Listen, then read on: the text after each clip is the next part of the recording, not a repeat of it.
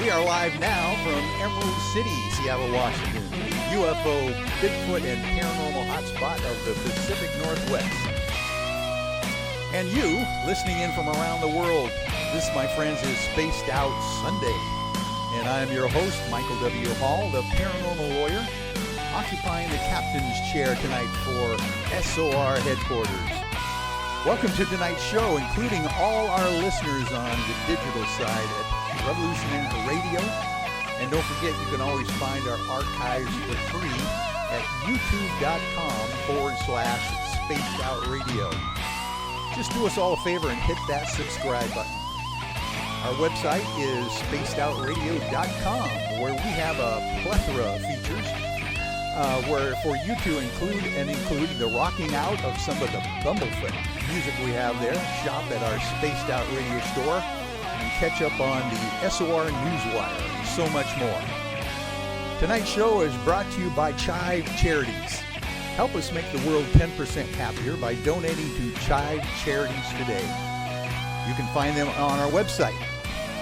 And tonight we are going to get into the whole world of UFOs and the paranormal with my guest, Chris O'Brien.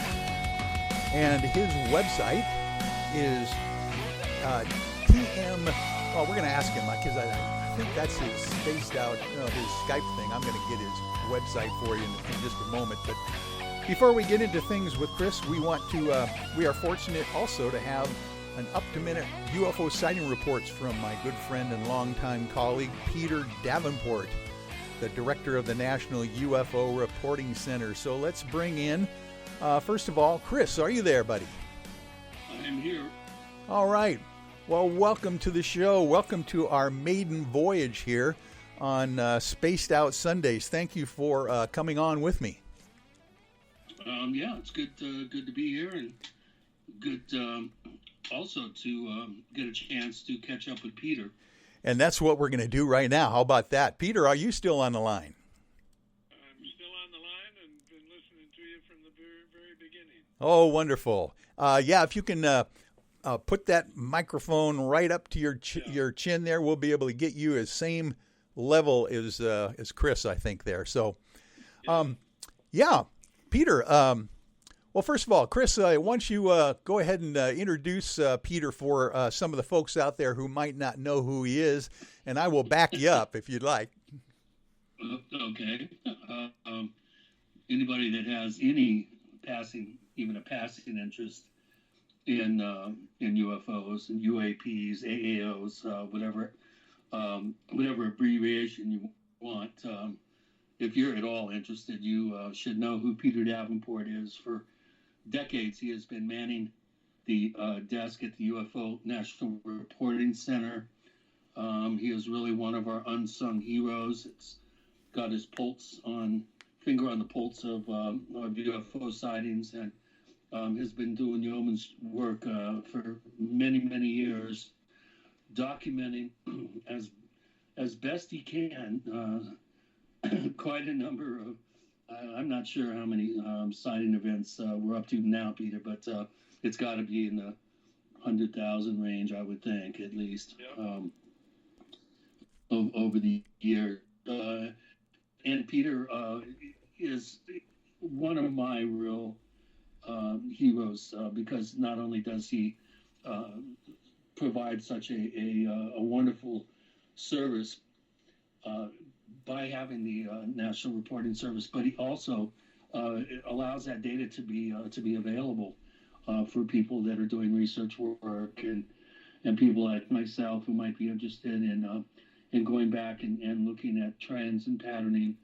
And without the work of Peter, I mean, we wouldn't be in a position where we could even begin to think of doing that. So my hat's off to you, Peter.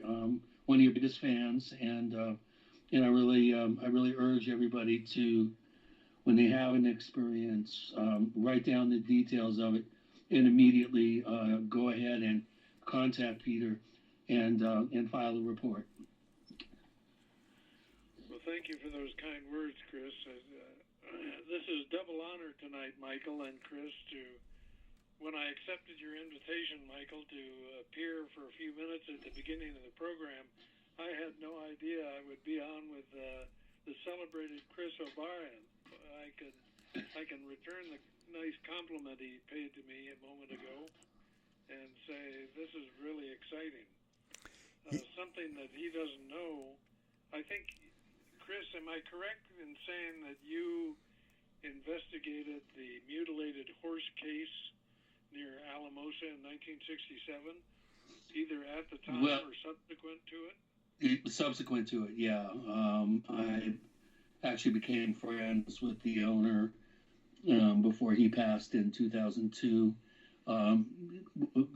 Was really dug into to that case, and also have really dug into the entire, the history of the phenomenon. And I wrote pretty much the definitive book on the subject of unexplained livestock deaths. And my book, Stalking the Herd, actually is the first time that we've looked at this whole thing objectively and then collated together 12 different databases to get, again, some kind of similar to what you're doing, get a real overview, an objective overview of the phenomenon, and try to glean some answers, and I think the more we've been looking at it over the decades, the closer we become to being able to ascertain possibly agendas and possibly perpetrators who were behind this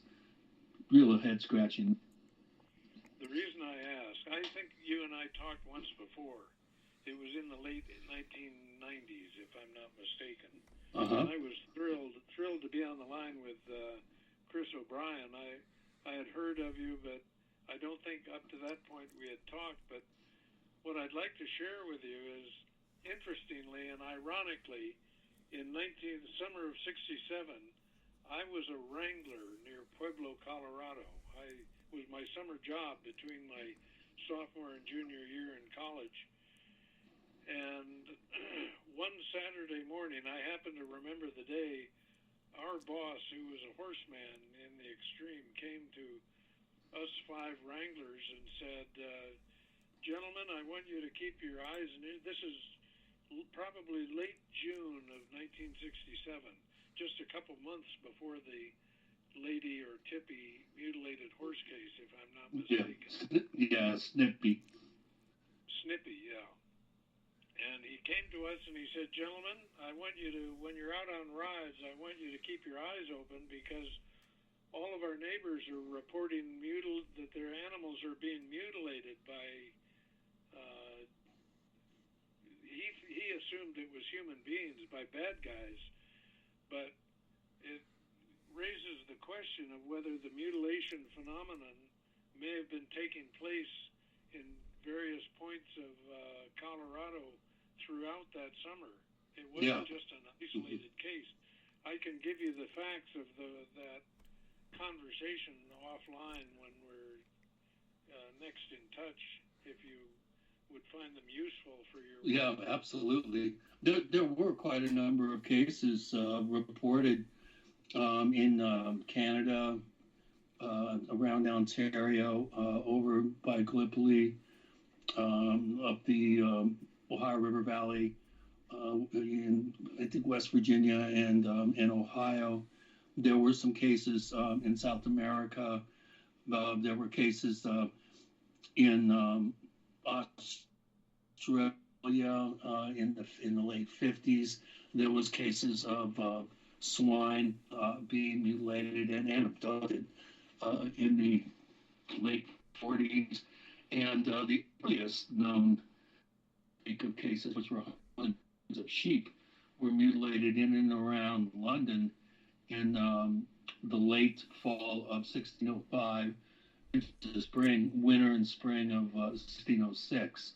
So this is something that's been going on for quite a while. And the Snippy case is very celebrated because it's the first one that everybody, it's the first real widely publicized case. People from around the world ended up finding out about it. And that's considered kind of the typhoid Mary case in terms of the public face of this whole thing. And I have heard stories of buffalo that was mutilated there in that same exact time period that you're referring to, June of 67. In the fall of 66, there were some cases on the Front Range there, down, I think, around Trinidad. So, yeah, it's a real mystery, and not many people are equipped to really dive in and poke around. It's pretty difficult territory to research and investigate, and it's investigating a dead necrotic cow was probably my least favorite thing to do in life. So it comes with a lot of baggage, and sure. You got to have the the bottle of Vicks to put under your nose, so and hopefully your wife won't try to hose you down in the yard before she lets you in the house.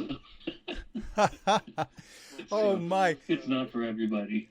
You two, I just got to thinking about this. If we added up all the decades that you two have been involved in your respective fields of ufology and, the paranormal, my God, I think you're talking, and of course I've got only about 40 years in myself, literally.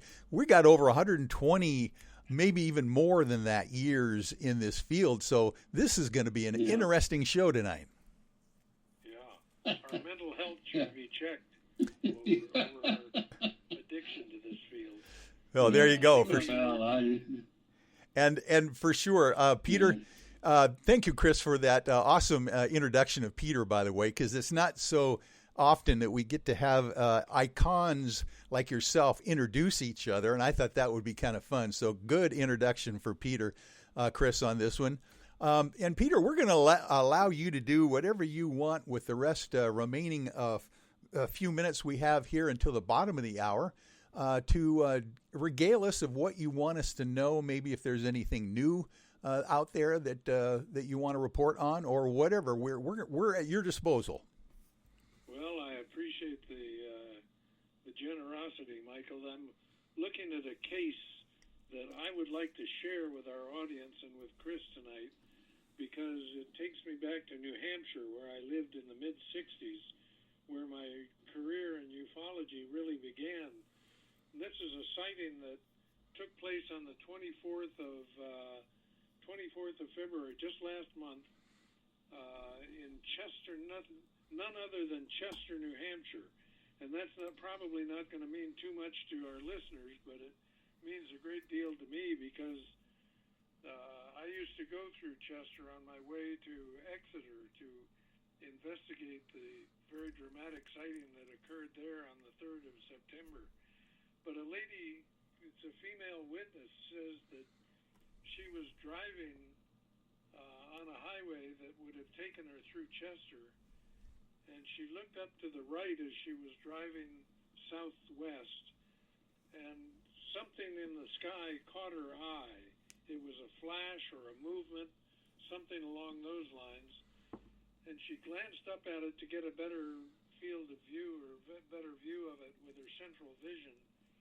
And she saw, she alleges, a highly reflective disc-shaped object that was swinging from side to side. She equates it to a child on a swing set, like the classic falling leaf pattern that is reported so often by witnesses to UFO events. Very, very shiny, she said. She got a good look at it. She was looking at it for 4 to 6 seconds, she estimated, before it suddenly rocketed off at very high speed. But one of the things that is the most curious, when the object moved at one stage, it looked like it was moving behind a curtain, so she could see only half of the object. Very strange case, and that report is posted to our website for the 24th of February. And it was a daytime sighting, which makes it somewhat unique. Oh my! Now, Peter, what year was this that you've got this year? This year, okay. This is not a historic report. This is something like the Barney and Betty Hill sighting back in 1963, but updated. Holy mackerel. Yeah. And, Peter, have you ever heard of that description of the object being obscured like that? Like it was going behind an invisible curtain? I've never heard that before. I have, and it comes from a very good source. It comes from James Clarkson, who is the former state director for MUFON for the state of Washington. He Right. had a very similar case, and if there was ever a skilled investigator in the field of ufology, Jim is among them. Yeah. Michael knows him, and he's just above reproach on the way he does a thorough job of investigation. But he had a case down just north of Portland that involved a witness who was a federal officer. James has never revealed exactly what his position was with the federal government, but it had him working as an investigator of some stripe, in some capacity. And that was the most salient feature of this individual's report from Portland, was the object that he was looking at just almost disappeared. Do you have any experience with that type of report, Chris?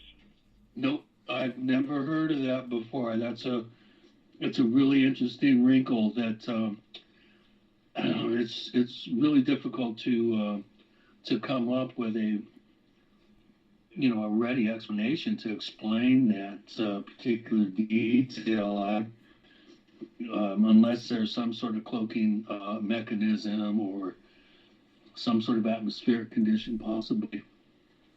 I can't really think of very many. Yeah. That would explain that. That's a very interesting detail. Raises the questions of whether these objects can be among us and not be perceptible by us. Yeah. That appears to be the case. Yeah. We can believe these reports. But yeah, I've always suspected that many of these objects are operating in a time frame that's compressed to ours, so that they're able to zip around basically unseen, because they're possibly utilizing some form of compressed time. Yeah, I remember when when James was telling me about that case, it was almost as if this craft, which was quite distinct at the time the sighting happened, I believe, by the law enforcement officer, seemed to like it was going right through a time slip or some kind of a window in the sky. It just like zipped, and you could see, he said he could see portions of it before it disappeared, and it was almost as if there was a vertical line drawn in the sky, and then all of a sudden the thing just zipped right through it, right behind it, and disappeared. So isn't that fascinating? I love James's ability to investigate out there. They call James the UFO detective nowadays, because after he retired from the state directorship of MUFON out here in the state of Washington, he has gone whole hog into the field. And if there's anybody that wants, it's like yourself, Chris, you have all these decades behind you. When you go investigate something like that, you ask all the right questions, and he's definitely one of those folks. Well, Peter, that is fascinating. Yeah, he is. Yeah. Peter, thank you for that. It's up to you. We've got still about 5 minutes to go here. If there's anything else you want to bring up. Well, you mentioned past sighting reports, and I'd like to share one that takes us back to July of 1969. We all know about this recent Tic Tac case, or the case that just over 2 years ago, December of 2017, I think it was, the story of the 4 F-18s that intercepted at least one Tic Tac-shaped object over the Atlantic. Well, that raises the question of how many other pilots, military or civilian, have experienced incidents like that. I'd like to share another report that takes us back to, again, July of 1969. It's written by a gentleman who describes himself as a graduate of the U.S. Naval Academy at not West Point. Annapolis? Annapolis. Yeah. Annapolis, yes, thank you. I was an Army guy. I guess I have an excuse for not knowing where the Navy Academy was. But he writes that he used to fly the Super Constellation, a 4-engine piston-driven airplane, back in the 1960s and early 70s. And on one particular flight, and this report also, like the last one I cited, is posted to our website, he asserts that they were flying from Rota, Spain up to, or from Europe generally, I'm not sure it's from Spain he was flying northwest headed to Newfoundland, Argentia, Newfoundland, for a refueling stop. And I presume that a flight like that in a piston-driven aircraft is pretty boring. And they were flying at night, and they were looking for satellites. And he writes that they suddenly saw what looked like a satellite, except it was moving much faster than they were accustomed to seeing satellites move. Suddenly it did a very jagged, very erratic zigzag movement. It changed its direction. It was initially flying to the northwest, overtaking their aircraft, did a zigzag movement and reversed its course and started going back to the southeast. So, Whoa. Apparently the case that military pilots have been seeing things they couldn't explain away for a long time. Yeah. Well, it sounds like it. Oh, my goodness. You know what? This first half hour has slipped right by, and we are going to go to our first break here for just a few moments. If I can ask both of you guys just to hold on, and I will be right back here on Spaced Out Sunday. Hey, Spaced Out Radio fans! It's John Resnick, founder of the CHIVE and CHIVE Charities. Our goal is to make the life of veterans, first responders, and those with rare medical conditions 10% happier. We do this by donating one grant item, ranging from vans to therapy programs to prosthetic limbs, to those who need it most. To contribute to Spaced Out Radio's official charity, head over to chivecharities.org and become a donor today. I'm feeling a little spicy tonight. What to do? What to do? Why not get BUMBLEFOOT? 4 million Scoville units of pure hard rock. Bumblefoot hot sauces come in 3 flavors. The burning Bumble.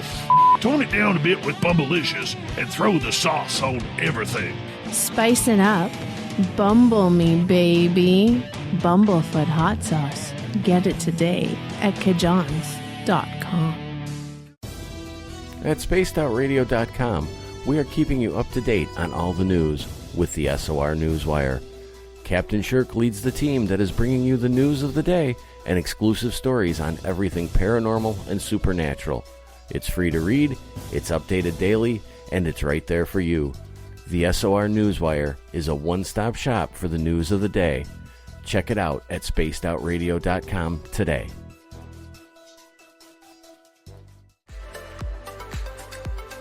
Are you looking for great advertising value for your company? Look no further than Spaced Out Radio. We have a multitude of places to get your name out there, including commercial ads during the show, special promotions, and banners on our website. Our audience is proven to support the companies that support our show. We can make your budget work for you.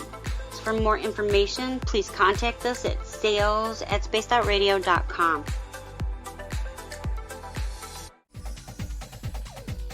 Hey everybody, the SOR Space Travelers is open. For just $5 a month, you can hang out with Dave and our crew privately in our members-only section. With your signing, you'll receive newsletters on what's going on with Spaced Out Radio. You'll have direct contact with the host during the show in our chat, live streaming videos, and a great forum for your posts and more. Become a space traveler now at spacedoutradio.com.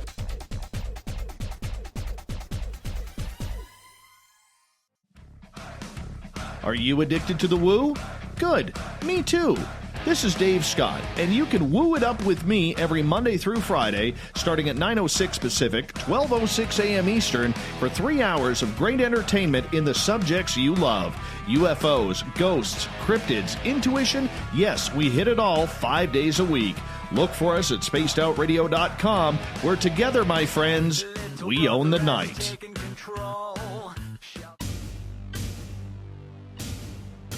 You wanted new SOR gear, and now you can have it. The SOR Vault is fully stocked with t-shirts, hats, hoodies, mugs, and everything in between, with great logos for you to choose from.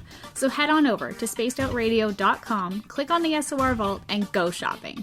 Pricing is quite affordable, and you can look good representing your favorite show. So go to our website and pick up your new SOR wear at the SOR Vault today.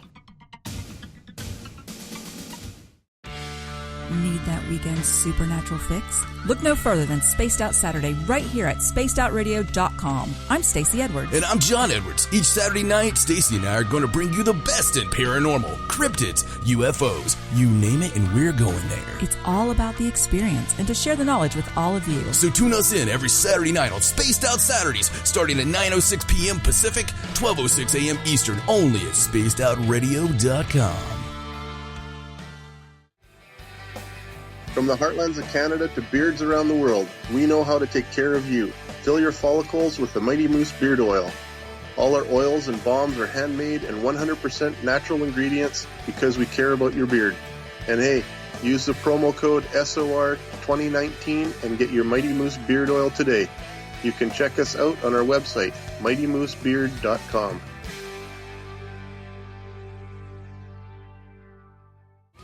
We're adding to the entertainment online for Spaced Out Radio.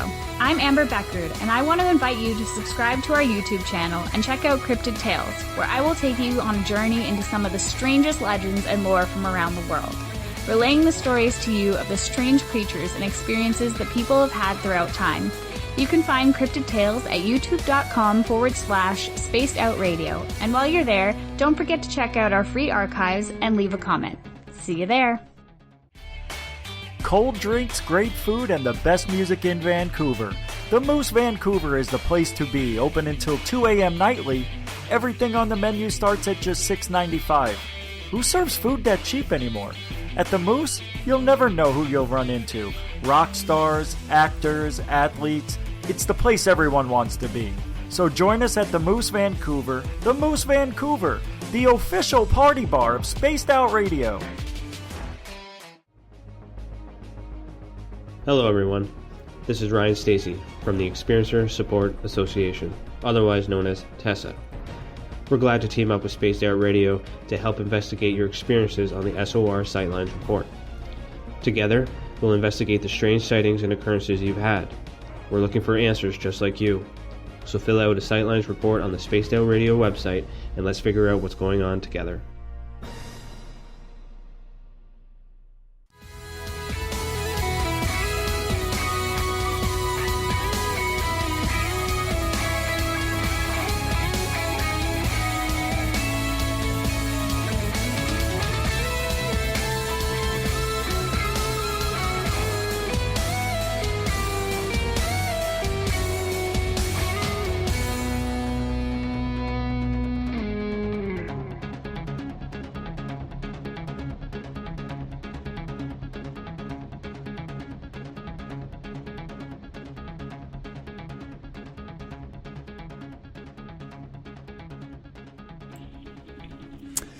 Well, we are back, folks, at Spaced Out Sunday here, live from the Emerald City of Seattle, Washington. And I have on the line here two great ufologists and researchers that we are having a lot of fun with tonight. This is Peter Davenport from the National UFO Reporting Center. And, of course, the iconic Chris O'Brien is here with us. And we're kind of having a free-for-all right now. How are both you guys doing? Did you survive those commercials, and are you still with us? Yeah, Peter's still here in Washington State. Wonderful. Yeah, I'm still here too. I don't think we got to hear the commercials. Oh, that's right. At least I didn't. That's right. I forgot to tell you that there's just going to be Well, 6 minutes almost of nothing. So you did really well by not coughing or anything like that. Thank you for that. But we are back now. And gosh, Peter, we don't want to keep you too late. But and Chris, we obviously have another hour and a half to go with you for sure. So I don't want to eat into your time. But whatever you guys would like to do, if Peter has a couple more he'd like to mention to us, we're ready to do that as well.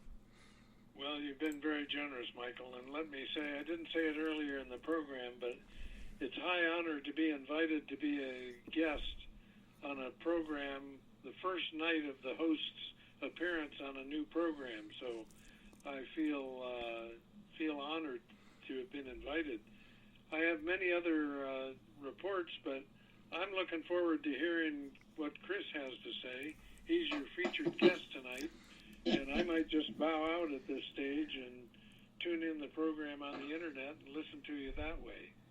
Well, that would be our pleasure, Peter. Thank you very much for attending to us here on this premiere episode of Spaced Out Sunday on the SOR Network. And by the way, before you go, I want to make sure that everyone realizes that at the recent Academy of Paranormal Arts and Sciences Cosmo Awards at the Quinault Beach Resort and Casino this past weekend, Peter Davenport received the Lifetime Achievement Award from the Academy and was very eloquent in his acceptance speech. So I just wanted to kind of give kudos to you and to let Chris know as well, is that we're trying our very best to show everyone Peter's legacy that he has in ufology with this award. Yeah, and well deserved, I might add. Well, thank you very much to both you gentlemen. It's been a really high honor to appear with the two of you, and maybe we do this again on another Sunday night, Michael. Oh, that would be just wonderful, Peter. Thank you again for your time tonight, and enjoy yourself over there. Hunker down in that missile site in eastern Washington and stay away from that coronavirus. Yeah, I'm trying my best. And I'll get contact information for Chris from you another time, Michael. But it's been a great pleasure, Chris, appearing with you, and I'll be tuned in to the rest of the program. All right, very good. Likewise, thank you. Good night. Good night, gentlemen. Wow. Well, that was kind of a historic opportunity for us to kick off the new show here. So thank you for that, Chris.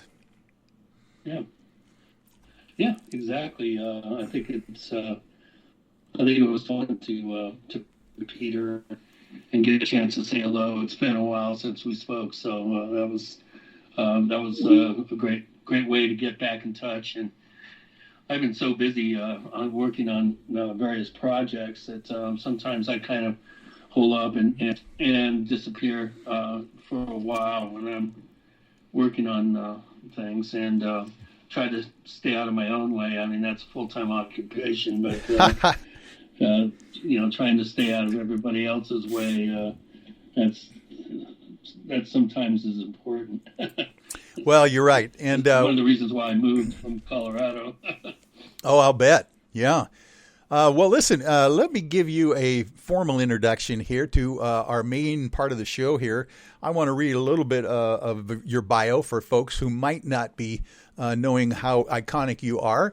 And this is kind of my introduction here. It says, since 1992, Christopher O'Brien has been investigating over 1,000 paranormal events reported in the San Luis Valley, located in south central Colorado, north central New Mexico. Working with law enforcement officials, ex-military, ranchers, and an extensive network of skywatchers from 1992 to 2002, he has documented one of the most intense waves of unexplained activity ever reported from a single geographic region of North America. His 10-year investigation resulted in the 3 books of his Mysterious Valley trilogy: The Mysterious Valley, Enter the Valley, and Secrets of the Mysterious Valley. His meticulous field investigation of UFO reports, unexplained livestock deaths, Native American legends, cryptozoology, secret military activity, and folklore found in the world's largest alpine valley has produced one of the largest databases of unusual occurrences gathered from a single geographic area. Now, that just starts the introduction there, Chris, but I just wanted to make sure that people kind of get a little bit about your depth and the coverage that you have done over the decades out there. And tell us a little bit about, how did you begin in this whole idea? Did you have one of those iconic sighting reports as a child or something that turns you to this field, or what? Yeah. It was actually... it was a life-changing, very pivotal event in my life when I was just short of 7 years old. I had a visitation by 3 non-human entities, possibly a fourth. There was one in the back kind of hiding. He seemed to be taller and seemed to be stooping down a little. It was 3 o'clock in the morning, the spring of 1963. These beings were the 3 in the front. And I opened my eyes and was lying in bed. They were kind of off about 11 o'clock from my vantage point, not quite around to the bottom of the bed, but almost. And they were holding, well, first of all, they were about my size, so they would have been around 4 feet tall, maybe a little less. They were holding these glittering rods that they held out in front of them, and there was light kind of sparkling in these about 2 foot long. I called them spears, and they were impossibly skinny. These beings with large heads. Because it was pitch black in my room, I didn't really get a chance to get a really good look at them. Only the light from the wands that they were holding was lighting them up a little bit, so I was able to at least get a sense of what they were. And they sure as heck weren't human.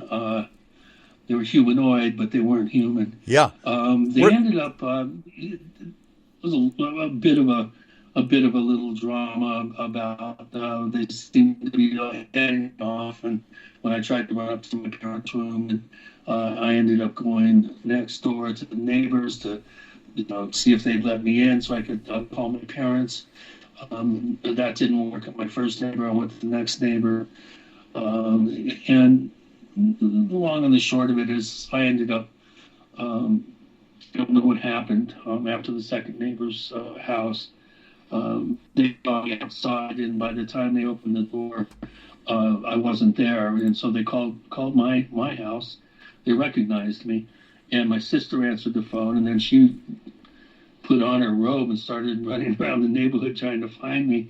She said she looked for about 20 minutes. I think it may have been a little longer, but she finally did find me, and I was absolutely terrified. That was probably, except crashing my bike real bad once and getting some teeth knocked out in a Little League game, falling out of a tree and breaking my arm. But you tend to remember the things that, feature pain or maybe a great Christmas gift or something. But, out of all the events in my growing up and being a kid, that one really, it just changed my life. I mean, I instantly knew that there was something real mysterious and magical going on that you don't hear about, in school or in church, whatever. Your parents don't talk to you about it, and so, I've always known that there was something going on, and so I've always had just an absolute fascination with the subject of alien life, unidentified objects in the sky, cryptozoological creatures. I got into Bigfoot at a very young age. Growing up there in the Washington area, I heard stories from the old timers about Sasquatch, and so going through those years, I kept the contact experience pretty quiet. My parents, of course, course, thought I was sleepwalking and had a nightmare, and but I knew darn well that I that I did. I've never slept walk ever before or since, and I don't act out dreams or anything like that. So I just knew that there was something to it, and of course, I didn't really talk to people about it much. And when out of high school, when I moved to New York City, you're in Manhattan. That's the last thing you're ever going to bring up in a cocktail party or something is a story like that. So I was in the closet a little bit as a buff. I devoured every book I could get to read. I was turned on to John Keel and Jacques Vallée and Ivan Sanderson and people like that. Some of the early 50s and contactees. I would just devour any book that I could find on this subject, and then became pretty interested in the birth of science fiction. And I tried in my own way to come to grips and really try to figure out what it was that I experienced. And it wasn't until I got out into Colorado in 1989 that I was living in a place where events were taking place quite frequently, and I was seeing some of them. So it was very difficult for me to explain away my own personal experiences again. I'm a very good observer. I'm not somebody that I'm somebody that assumes a mundane explanation for apparently unusual events. I'm highly skeptical, but open-minded. So, and I try to be completely objective about types of phenomena as I can. Even when in doubt, assume a mundane explanation is one of my rules of investigation. My goodness, Chris, that is a fascinating report. Now, how old were you again at the time you experienced these three beings in your bedroom? I'm just about. I think I was about a month short of my 7th birthday. Okay, and where were you living at the time? In Medina, Bellevue, Washington. Oh my! Up here in the Pacific Northwest. Okay, wonderful. Yeah. Well, Medina is a very classy neighborhood of Seattle, and you were living in this area. When, in reality, do you remember whether these three beings looked very similar? Were they different looking? No, they were absolutely. They were like cookie cutter. Like paper dolls. Okay. They even moved. They even moved together. They moved like cattails, kind of blowing in the wind. Oh, yeah. They didn't walk. They actually seemed to be a little bit off the ground, and they were gliding. Now, at one point, you mentioned in your story that you found yourself outside of your house, but I don't know that the segue was explained. Can you tell us what happened to you when you saw these things, and then all of a sudden you find yourself outside? No, I ran up the stairs. We lived in a split-level house on a hill, and my house was in the lowest level, and I ran up the 10 stairs and then turned the corner to run up the final 4 to my parents' wing of the house, and they were at the top of the stairs. It was either them or another group. I never did figure it out. I just assumed later that it was the same group, but they somehow got in front of me and beat me up the stairs. Okay. Like they teleported or something. Okay, so let me and I had no choice. Let me clarify. You're in bed initially when you wake up and see these beings, right? Right. And then you're saying you jumped out of bed and ran outside? Yep. Ran outside your bedroom? Yeah. Where did they go when you jumped out of bed? I don't know. I think they somehow got in front of me because they were standing at the top of the second set of stairs, blocking my way to get up to the third level in the house. And then what happened? So I went through the kitchen and tore open the back door, and I was going to run around the back of the house through the backyard because my parents they had a door that open to the outside from their Okay. wing of the house. And so I pulled up the door and ran out and forgot that my dad had put the screen door on. So I ran into the screen door, and that, if I had been asleep and was sleepwalking, that would have definitely been enough to wake me up. But they were all the way through the kitchen. I could see them standing there. They were kind of silhouetted from the light coming in through the diffuse light coming in. We had these big windows by the front door, and they were standing in front of these windows just outside the kitchen. And so I definitely got, they were silhouetted, and so I could see that they were there.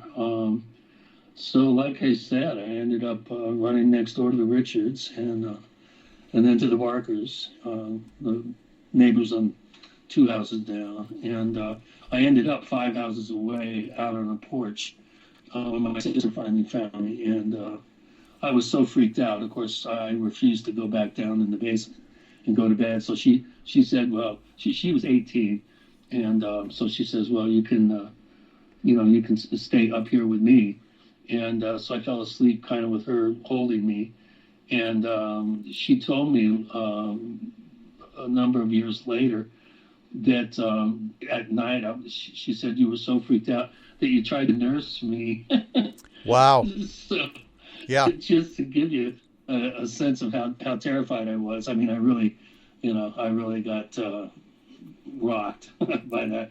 I found out years later when I read Operation Trojan Horse that John Keel had 3 reports from the area, if I remember, I think it was Bothell, Issaquah, and Renton, where little kids were describing these impossibly skinny beings. In fact, I think one of them even called them stickmen, like I did.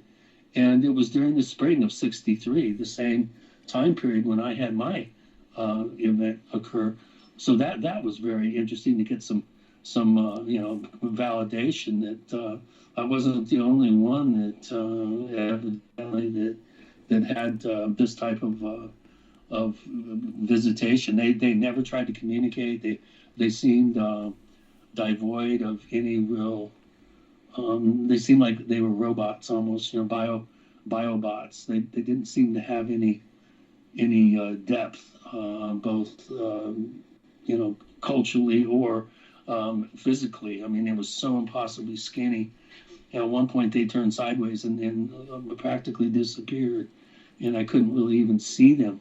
It's almost like they were two-dimensional, like paper dolls. It was a very strange experience, one that really it rocked my world. Let's put it that way, big time. Oh, so, that would do it for sure. At 7 years old, my goodness. Yeah. Now, did you? People say, "Well, how could you remember all those details? How do you remember that?" It's just it was so life changing.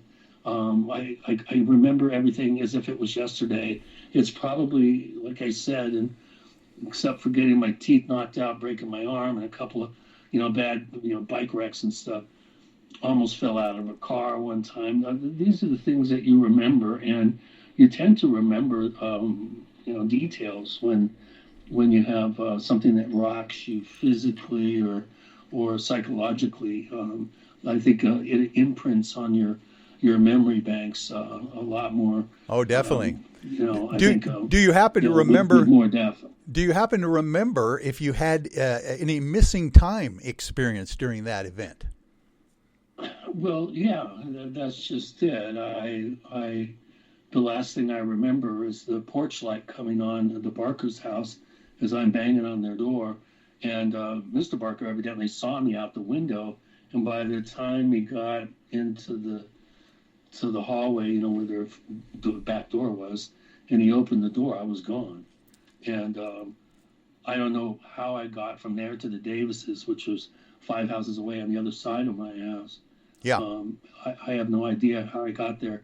And my sister said that she said she looked for me, she thought about 20 minutes. And I just have a feeling that it may have been longer. Right. She remembers the whole thing. I mean, when I brought it up back I don't know, probably 10 or 12 years ago. I just I said, you remember that night you had to come out and look for me? And she goes, yeah, I do remember that.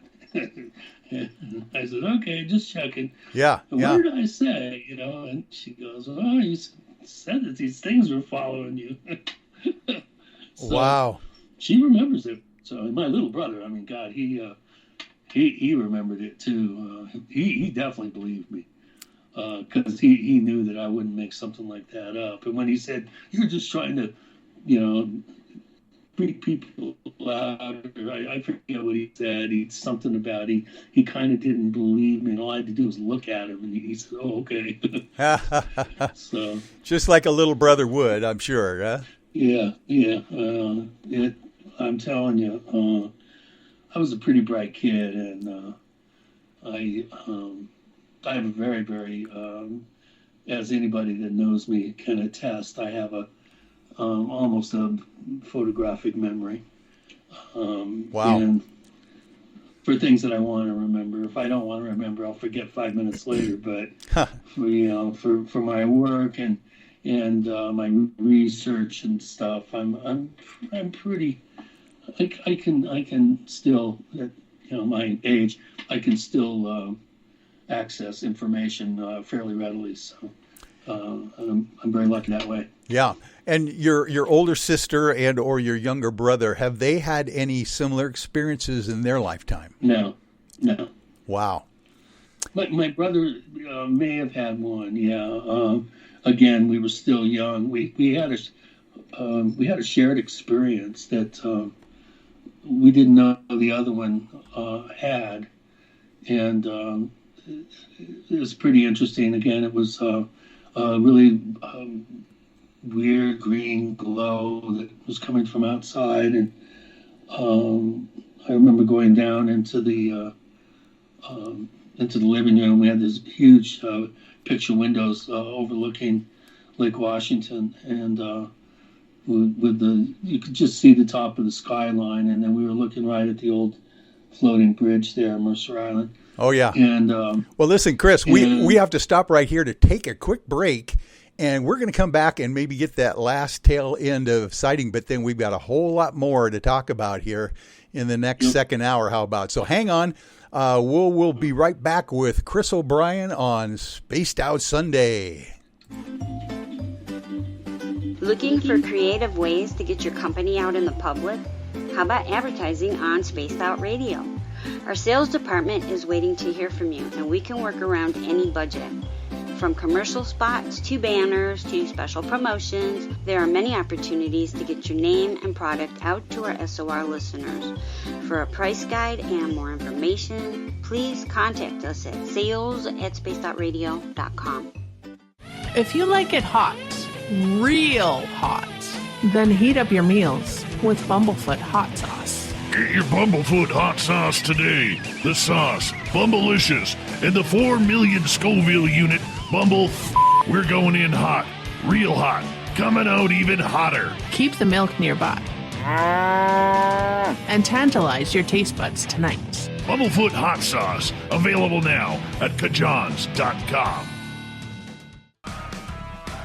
Get your horns up with me on Spaced Out Radio. This is Ron Bumblefoot Thal. Come tune in to SOR where you can hear me rock out with Little Brother Is Watching, the official theme song of Spaced Out Radio. And then come on over to bumblefoot.com where you can find out about my tour schedule, my music, and everything else. Bumblefoot.com keeps you up to date on what I'm doing and the best way to stay in touch with my music and music camps. Sign up for my newsletter at bumblefoot.com and remember, Little Brother Is Watching. Visit purpleplates.com today. For over 40 years, the Purple Energy Plates have been delivering amazing results for their many customers. Inspired by the great genius Nikola Tesla, the harmony, healing, and energetic effects of the plates have proven over and over to be beneficial and often miraculous to thousands of customers. Check their site for daily specials and choose from their many energy products. You won't be sorry. Visit them today at purpleplates.com. The SOR Vault is open for business, and do we have some cool swag for you to pick up? All you have to do is head over to our website and click on the SOR Vault. You have a variety of cool logos to choose from, and put them on anything you want. T-shirts, hoodies, hats, coffee mugs, you name it, we can get it to you. So do your shopping by supporting the store you love. Get your Spaced Out Radio swag at the SOR Vault today.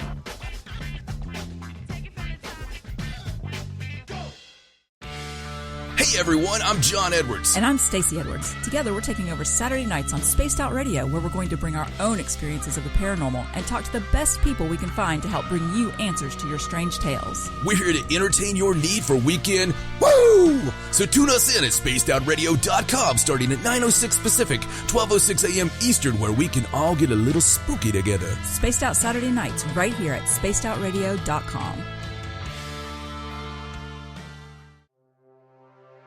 We are scouring the world for the most intriguing stories of your day. Take the time to read up on the SOR Newswire, where our team, led by Captain Shirk, will deliver to you some of the best paranormal and supernatural news, along with some stories that will blow your mind from the weird to the wacky. It's the news outside the news that piques interest, and that's what we're looking to deliver to you. The SOR Newswire, only at spacedoutradio.com. We all know on Spaced Out Radio we love a good beard and mustache, so why not take care of your facial hair with Mighty Moose Beard Oil? Made in Canada, we're taking care of beards and stashes around the world. We use 100% natural ingredients with our oils and balms to make your whiskers feel silky smooth. Use promo code SOR2019 at mightymoosebeard.com today. Hi, this is Amber Beckrud, and I want to invite you to subscribe to our YouTube channel, where we store all of the SOR show archives for free. And as an added bonus, every 2 weeks I'm posting brand new content on Cryptid Tales, where I will get into some of the spookier legends and folklore from around the world and tell the stories that go with them. Find us at youtube.com/Spaced Out Radio and check out Cryptid Tales today. Drop a comment and let me know what you want to hear. See you there. Are you an experiencer of something strange that can't be explained? Do you want help finding out what's going on? I'm Ryan Stacy, head of the Experiencer Support Association, otherwise known as TESA. We've teamed up with Spaced Out Radio to investigate cases filled out in the SOR Sightlines report. We are independent and there's no cost to what we do. All we need is your experience. Let's find out what's happening together on the SOR Sightlines report. Hey, space travelers, this is John Resig, founder of the CHIVE and CHIVE Charities. If you know anything about our website, you know we like to do things a little differently. We're not some faceless organization collecting money for a nebulous cause. Our donor dollars go directly toward life-improving items. Then we give those items directly to an underdog who needs it most. To become a donor with Spaced Out Radio's official charity, CHIVE Charities, just go to chivecharities.org/donate. For the price of 1 cup of coffee a month, you can become an SOR Space Traveler. The Space Travelers Club is a place where you can interact with other listeners, either live during the show or on our great forum. We want your stories, pictures, comments, and ideas. You'll get live video streams, exclusive content, and be a part of our newsletter. Stay in touch with everything SOR. The Space Travelers Club is just $5 a month at spacedoutradio.com. Hi there, this is Dave Scott, and I'm bringing you the woo every Monday through Friday on Spaced Out Radio. I'm going all out to bring you the strangest, oddest stories and subjects I could find for your entertainment. Why? Because when we hit peak woo, I know I've done my job. So come tune us in at spacedoutradio.com, 9:06 Pacific, 12:06 a.m. Eastern, and together, my friends, we own the night.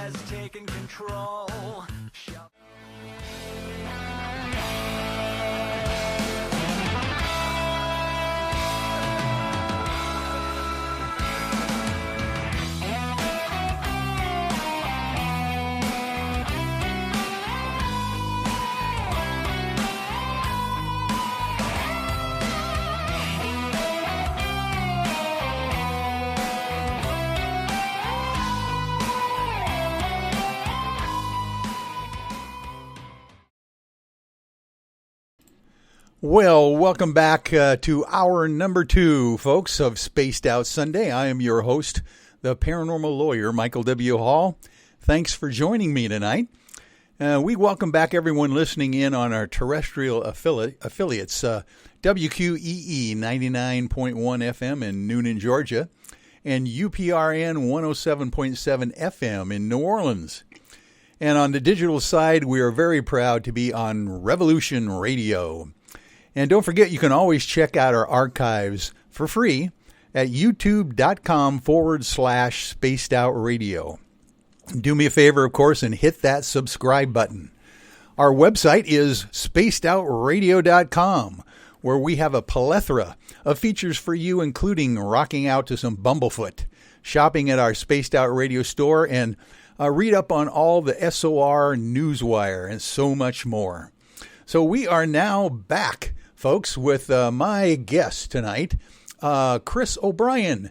And Chris, we were just awesomely getting into some of the sighting reports that you have experienced over a lifetime with your family as well.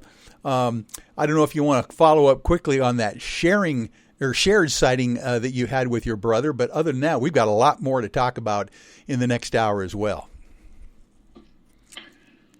Well, yeah, he and I had experienced this strange green glow, and I was woken up by the sound of my bedside, kind of bedside table that had a wooden drawer, and the drawer was floating in and out, and it was kind of hitting the sides as it came out and then hitting them.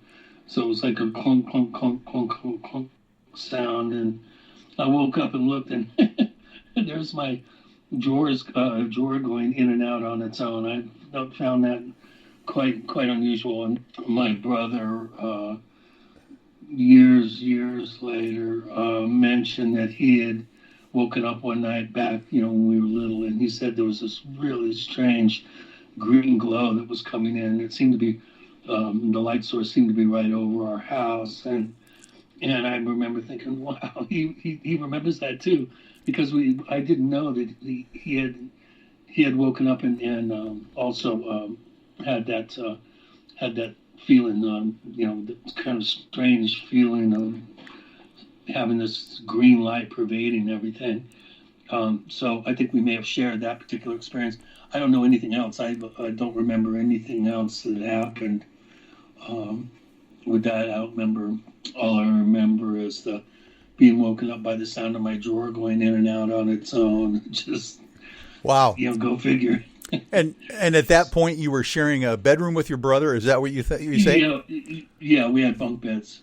Oh, bunk beds. Yeah, I remember those days. Yeah. My brother and I had bunk beds. I always seemed to have the top bunk. I don't know.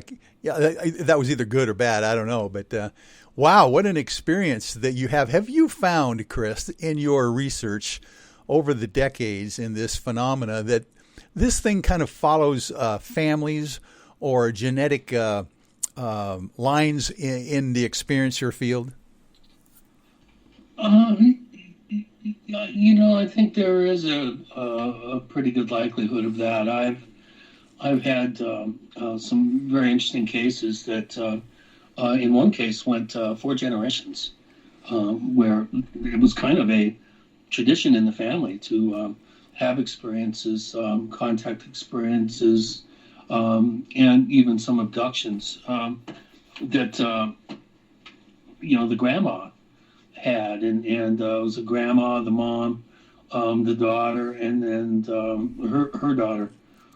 So I have a sense that there could be there could be that element that I think some people just are more prone to attracting these types of events for some reason. I'm not sure what it would be, whether it's genetic or some other quality that for some reason attracts these types of events into their lives. I think most people that have these events occur, they just happen to be in the right place at the right time, but the reoccurring events do tend to appear to be clustered.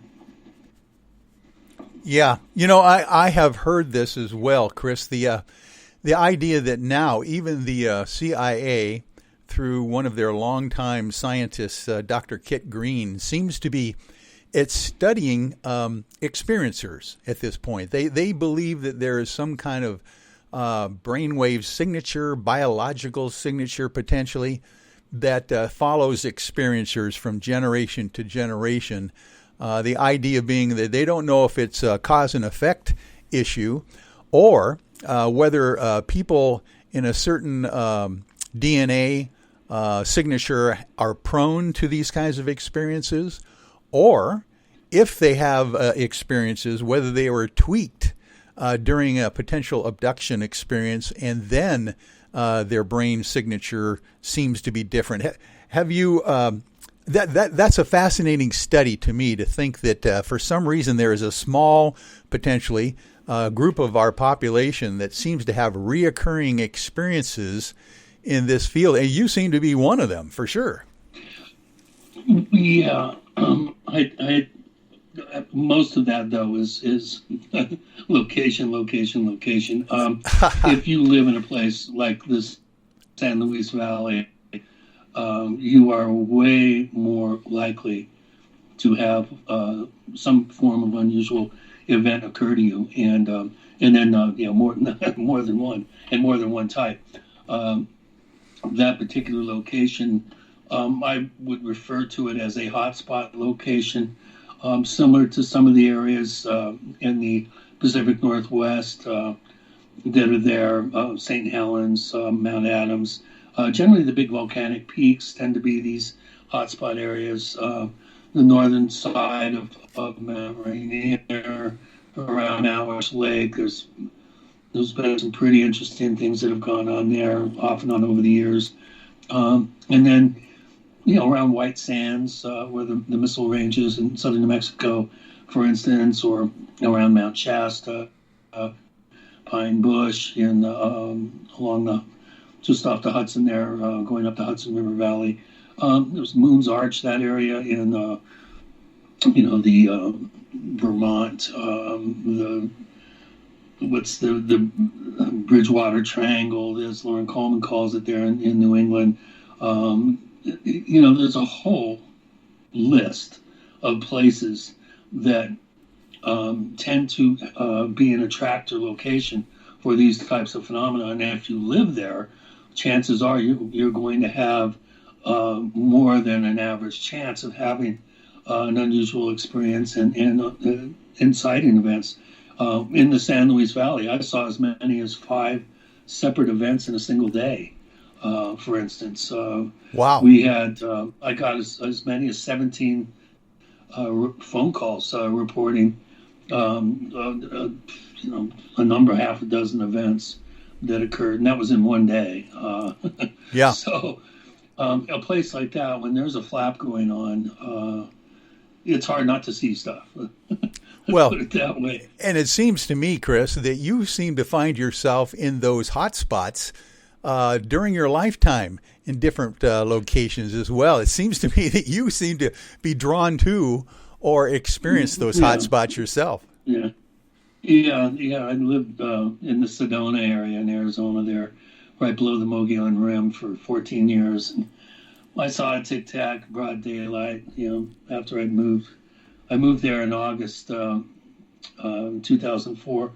And then the following March in 2005, 3 o'clock in the afternoon on March 27th, I saw this 30, 40-foot, matte white color that wasn't reflecting light, amazingly, fly right up Oak Creek Canyon. And it was about 1.5 miles, 2 miles away from me.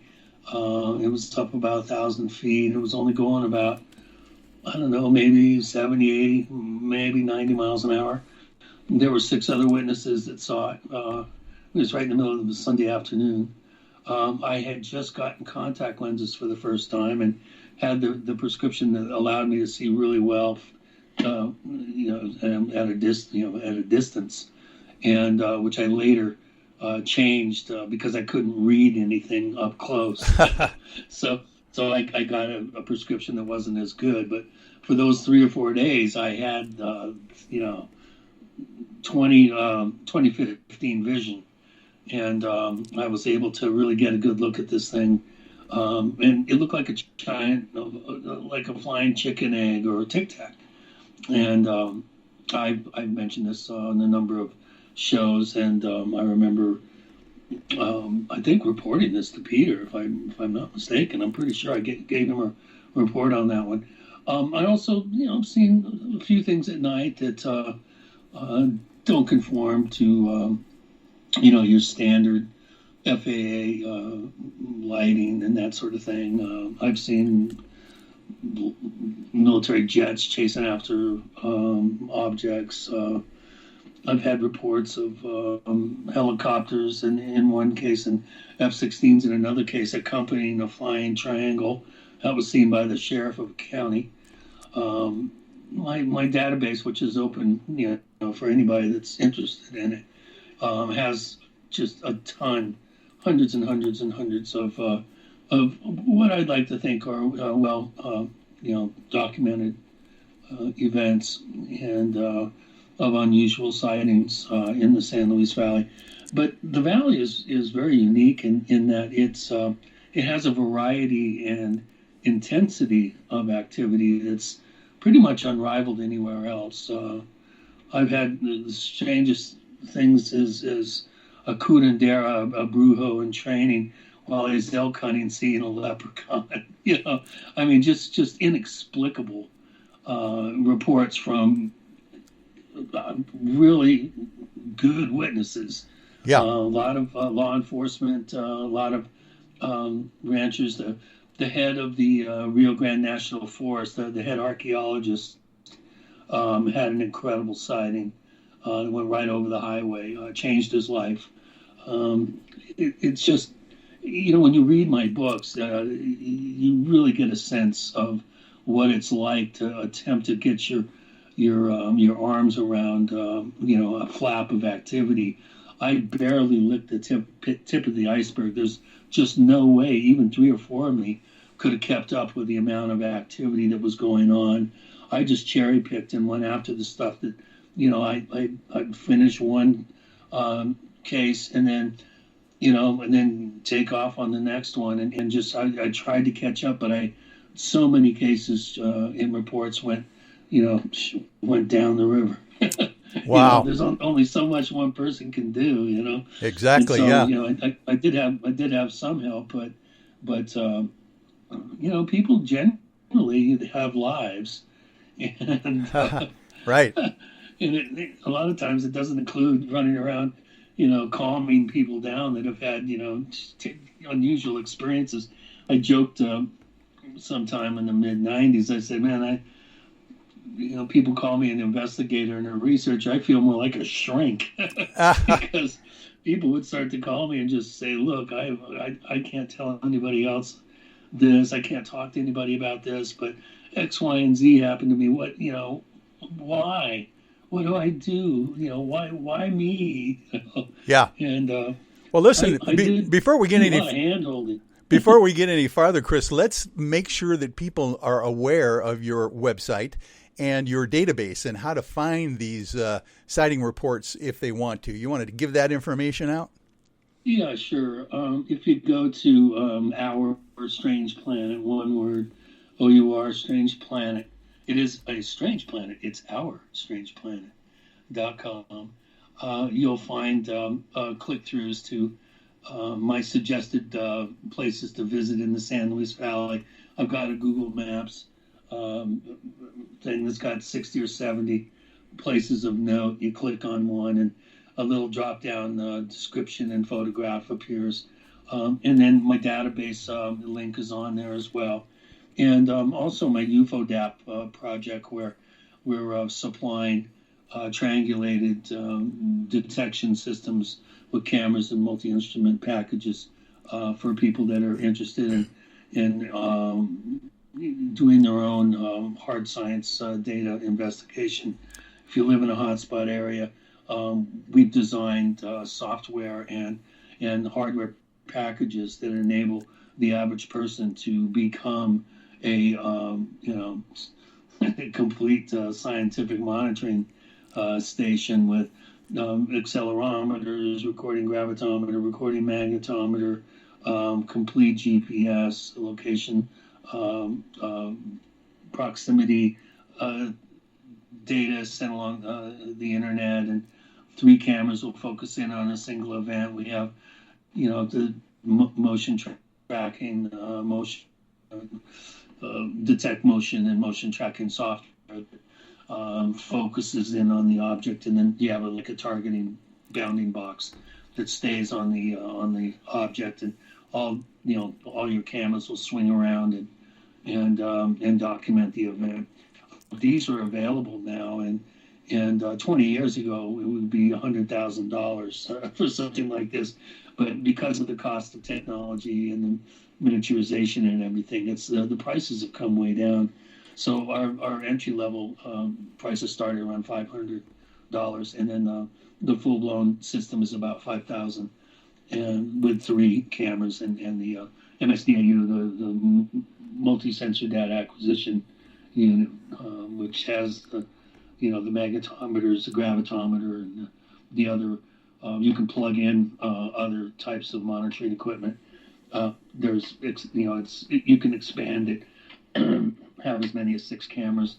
And Ron Olch, our engineer, has custom designed the software to operate the equipment. And that's the UFO DAP. It's called the UFO Data Acquisition Project. And that website is ufodap.com. And you'll find a bunch of interesting photographs on there. There's complete packages. We have a whole store. And we're not really making any money on this. We're keeping the price as low as possible so that we can get as many of these systems out there up and operating as we can, and create a network of monitoring locations around the world. We've got interest from people in Puerto Rico, Italy, Switzerland. There's Canada. We already have systems that have been sold to the guy that owns the ranch next to Skinwalker Ranch in Utah, another guy up in northern Utah in the Wasatch, a guy that lives on the beach in San Pedro, just opposite Catalina Island. Kevin Day, one of the radar operators involved in the Nimitz report, he was operating the radar unit on the USS Princeton. He's all gung-ho to go to the area, Guadalupe Island, and attempt to document some sightings. And he's going to be taking some of the UFODAP gear with him as well. So I'm a busy guy. I've got a lot of cool projects going on. I'm helping develop a mini series with James Fox. I've been helping him put his incredible film that's going to be in the theaters this coming fall. I'm so proud of him. The film is so well done, and I was humbled to be asked to help him go over it with a fine-tooth comb, make sure everything was accurate, and deliver the thing to the distributors. It's going to be premiering in 1,400 movie theaters around North America, and it's being translated into quite a number of different languages. It is disclosure, basically, for people that don't have a full working knowledge of ufology. For the average person who has an interest but doesn't really know that much, this will be disclosure for the popcorn munching American pubic, as I like to refer to them to. And look for that. It's called The Phenomenon. There it is, The Phenomena. Yeah, that has been long coming, and I can't wait for The Phenomena to come out in actual movie theaters, and have the mainstream public out there be red-pilled by the fact of what you and James Fox have been able to put on celluloid. That's going to be a fascinating experience. Oh yeah, it's going to change everything, as you'll see.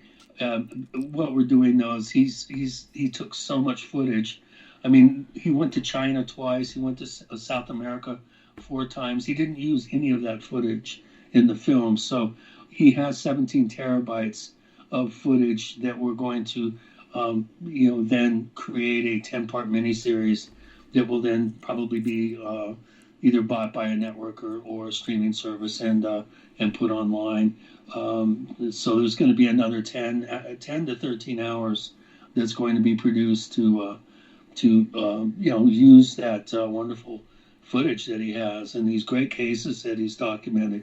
I'm really excited to be asked to help with that, and also I'm not really supposed to talk about it. I've kind of signed an NDA, but I'm actually developing a show about the San Luis Valley, a TV series, and I can't really say that much more about it. But as soon as we get over this coronavirus hump, I'm going to be diving in full with both feet to create a new type of paranormal UFO show that is going to hopefully change the way Hollywood deals with these subjects and brings a little bit of scientific rigor and kind of an objective, non-sensational approach to these subjects, which tend to be pretty sensational already. So that's important to try to if you're going to be working with people's belief systems and helping them become educated, I think that process has to change in the way that Hollywood handles these very, very important subjects, and that's what I've been always shooting for, since I've been involved in this for 30 years, and that is to really be as objective and as healthily skeptical as possible, but not throw the baby out with the bathwater. Be open-minded and go where their data leads, and go, really look at the bottom line is the experiencer is more important than what they experience. Sure, it's great to get all the data and all the numbers and the information, but it's the impact of these events on people and on people's lives that is what's important. Okay, so with that, we are going to take our bottom of the hour break one time here, and we are going to come back then and get into some of the meats of the matter as we talk here with Chris O'Brien. This has been a fascinating show. We've got a lot more to go. Stay with us at SOR Sundays. Cold drinks, great food, and the best music in Vancouver. The Moose Vancouver is the place to be, open until 2 a.m. nightly. Everything on the menu starts at just $6.95. Who serves food that cheap anymore? At the Moose, you'll never know who you'll run into. Rock stars, actors, athletes. It's the place everyone wants to be. So join us at the Moose Vancouver, the official party bar of Spaced Out Radio. Hey, space travelers, this is John Resig, founder of the CHIVE and CHIVE Charities. If you know anything about our website, you know we like to do things a little differently. We're not some faceless organization collecting money for a nebulous cause. Our donor dollars go directly toward life-improving items. Then we give those items directly to an underdog who needs it most. To become a donor with Spaced Out Radio's official charity, CHIVE Charities, just go to chivecharities.org/donate. Hello, this is your guitar man, Ron Bumblefoot Thal, and I have to tell you, I love the response I get for Little Brother is Watching from Spaced Out Radio fans. It's amazing how music can inspire and make people think deeper about what's going on in the supernatural world.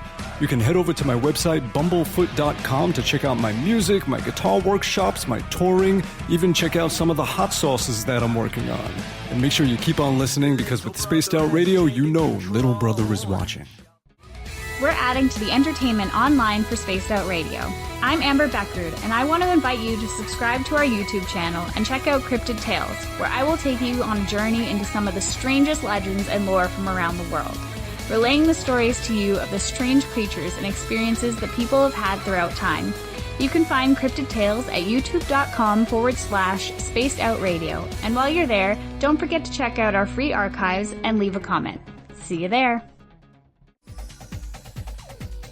Hey everybody, the SOR Space Travelers is open. For just $5 a month, you can hang out with Dave and our crew privately in our members-only section. With your signing, you'll receive newsletters on what's going on with Spaced Out Radio. You'll have direct contact with the host during the show in our chat, live streaming videos, and a great forum for your posts and more.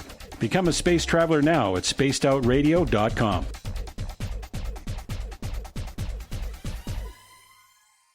Looking for something new to push your limits? Look Beyond the Spectrum, a new docu-series featuring some of the best researchers in the world when it comes to everything from UFOs, government cover-ups, and strange humanoids.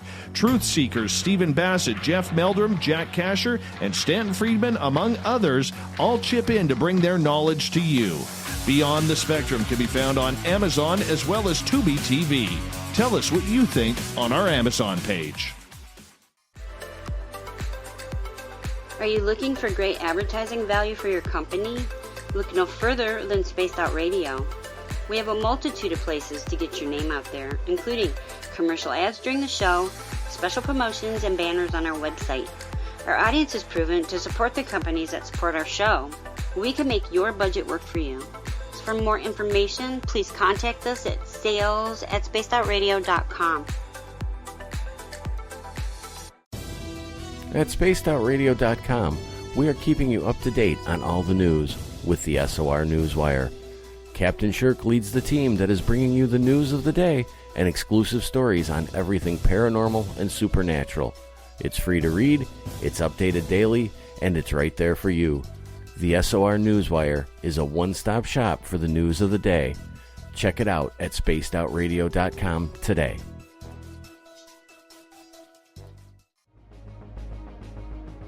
Hello everyone, this is Ryan Stacy from the Experiencer Support Association, otherwise known as THAL. We're glad to team up with Spaced Out Radio to help investigate your experiences on the SOR Sightlines Report. Together, we'll investigate the strange sightings and occurrences you've had. We're looking for answers just like you. So fill out a Sightlines report on the Spaced Out Radio website and let's figure out what's going on together. Need that weekend supernatural fix? Look no further than Spaced Out Saturday right here at spacedoutradio.com. I'm Stacey Edwards. And I'm John Edwards. Each Saturday night, Stacey and I are going to bring you the best in paranormal, cryptids, UFOs, you name it, and we're going there. It's all about the experience and to share the knowledge with all of you. So tune us in every Saturday night on Spaced Out Saturdays, starting at 9:06 p.m. Pacific, 12:06 a.m. Eastern, only at spacedoutradio.com. Hello, Space Travelers. It's me again, Carl. Don't forget to join the Space Travelers Club for just $5 a month and follow Spaced Out Radio on Twitter at Spaced Out Radio. Our Instagram, Dave Scott SOR. Our Facebook page is Spaced Out Radio Show. Our archives are free at youtube.com/Spaced Out Radio. Come woo it up with Spaced Out Radio today. Bye!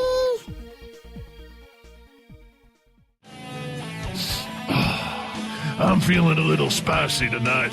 What to do? What to do? Why not get Bumblefoot? 4 million Scoville units of pure hard rock. Bumblefoot hot sauces come in 3 flavors. The burning Bumble. Tone it down a bit with Bumblelicious and throw the sauce on everything. Spice it up. Bumble me, baby. Bumblefoot hot sauce. Get it today at CHIVE.com.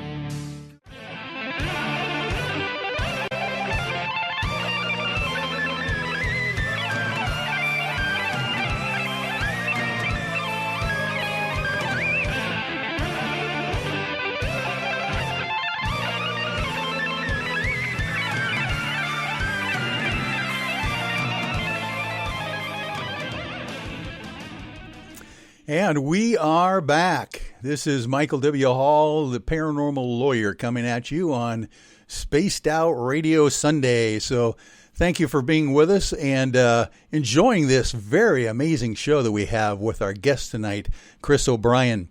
Oh, gosh, Chris, we have covered a lot of ground already, but we still have lots to go. How have you been lately in your research and what you've been doing, at this point? Well, we're getting our first camera triangulated camera array and multi-sensor data package together, and we're putting them. The initial full-blown system is going into the San Luis Valley, and we're going to use that as a way to jumpstart some more field investigative work there in the valley. I'm going to be going back there. This whole coronavirus thing has kind of put a damper on my plans a little bit, but I do expect to be going back later in the spring, early summer, finishing the installation. We're going to start a GoFundMe, or restart our GoFundMe campaign to help take care of defray some of the costs. I'm also working on a follow-up book to my examination of the cattle mutilation mystery called Stalking the Herd. I'm doing a follow-up book with a co-author, my mentor, David Perkins. We've been working almost 6 years on a follow-up work, and hopefully that'll get the dead cows out of my system.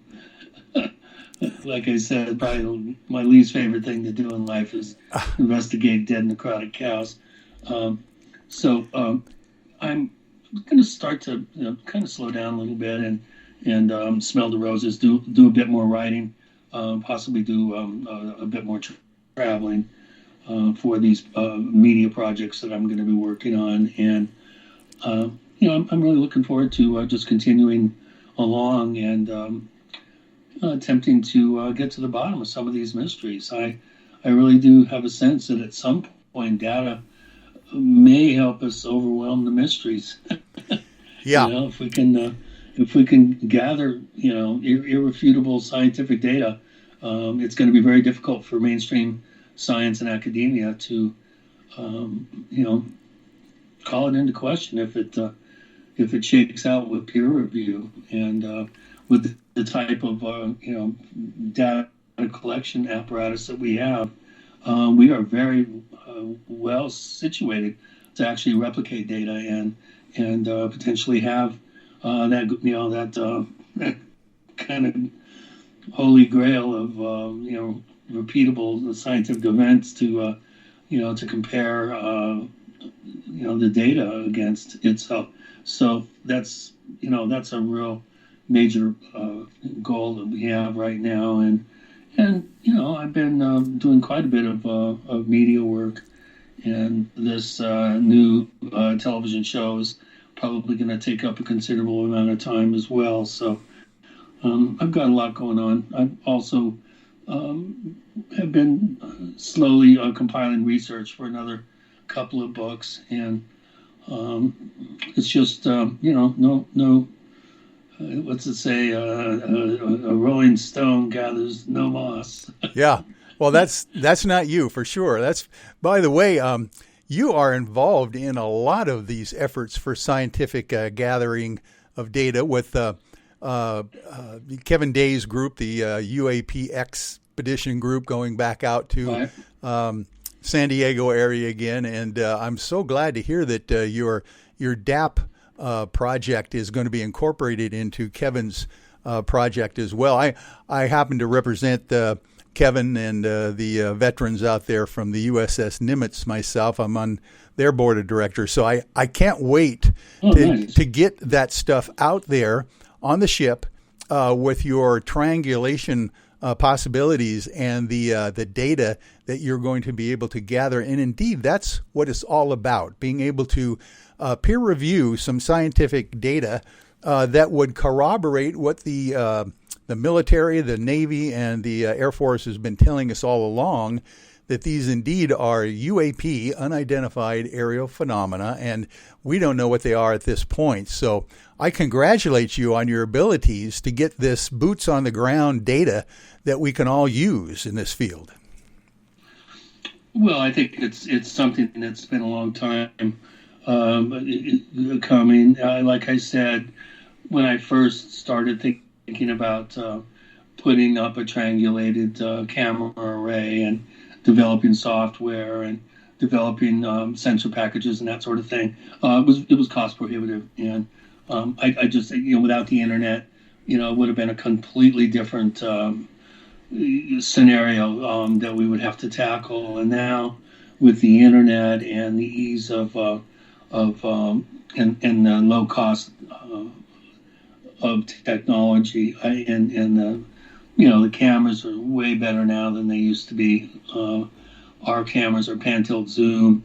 They're inside enclosures that protect them from 125 degrees down to 40 below.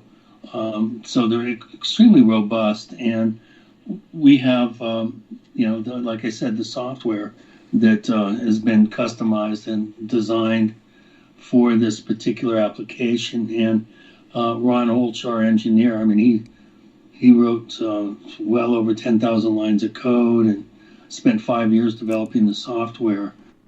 So this has been quite a labor of love. We've been just kind of investing our time when we have it. It's been a little bit difficult because it's all being self-funded. We have a GoFundMe site, so if people go to UFO DAP, one word, .com, you can click on the link that goes to our GoFundMe page and help out. We're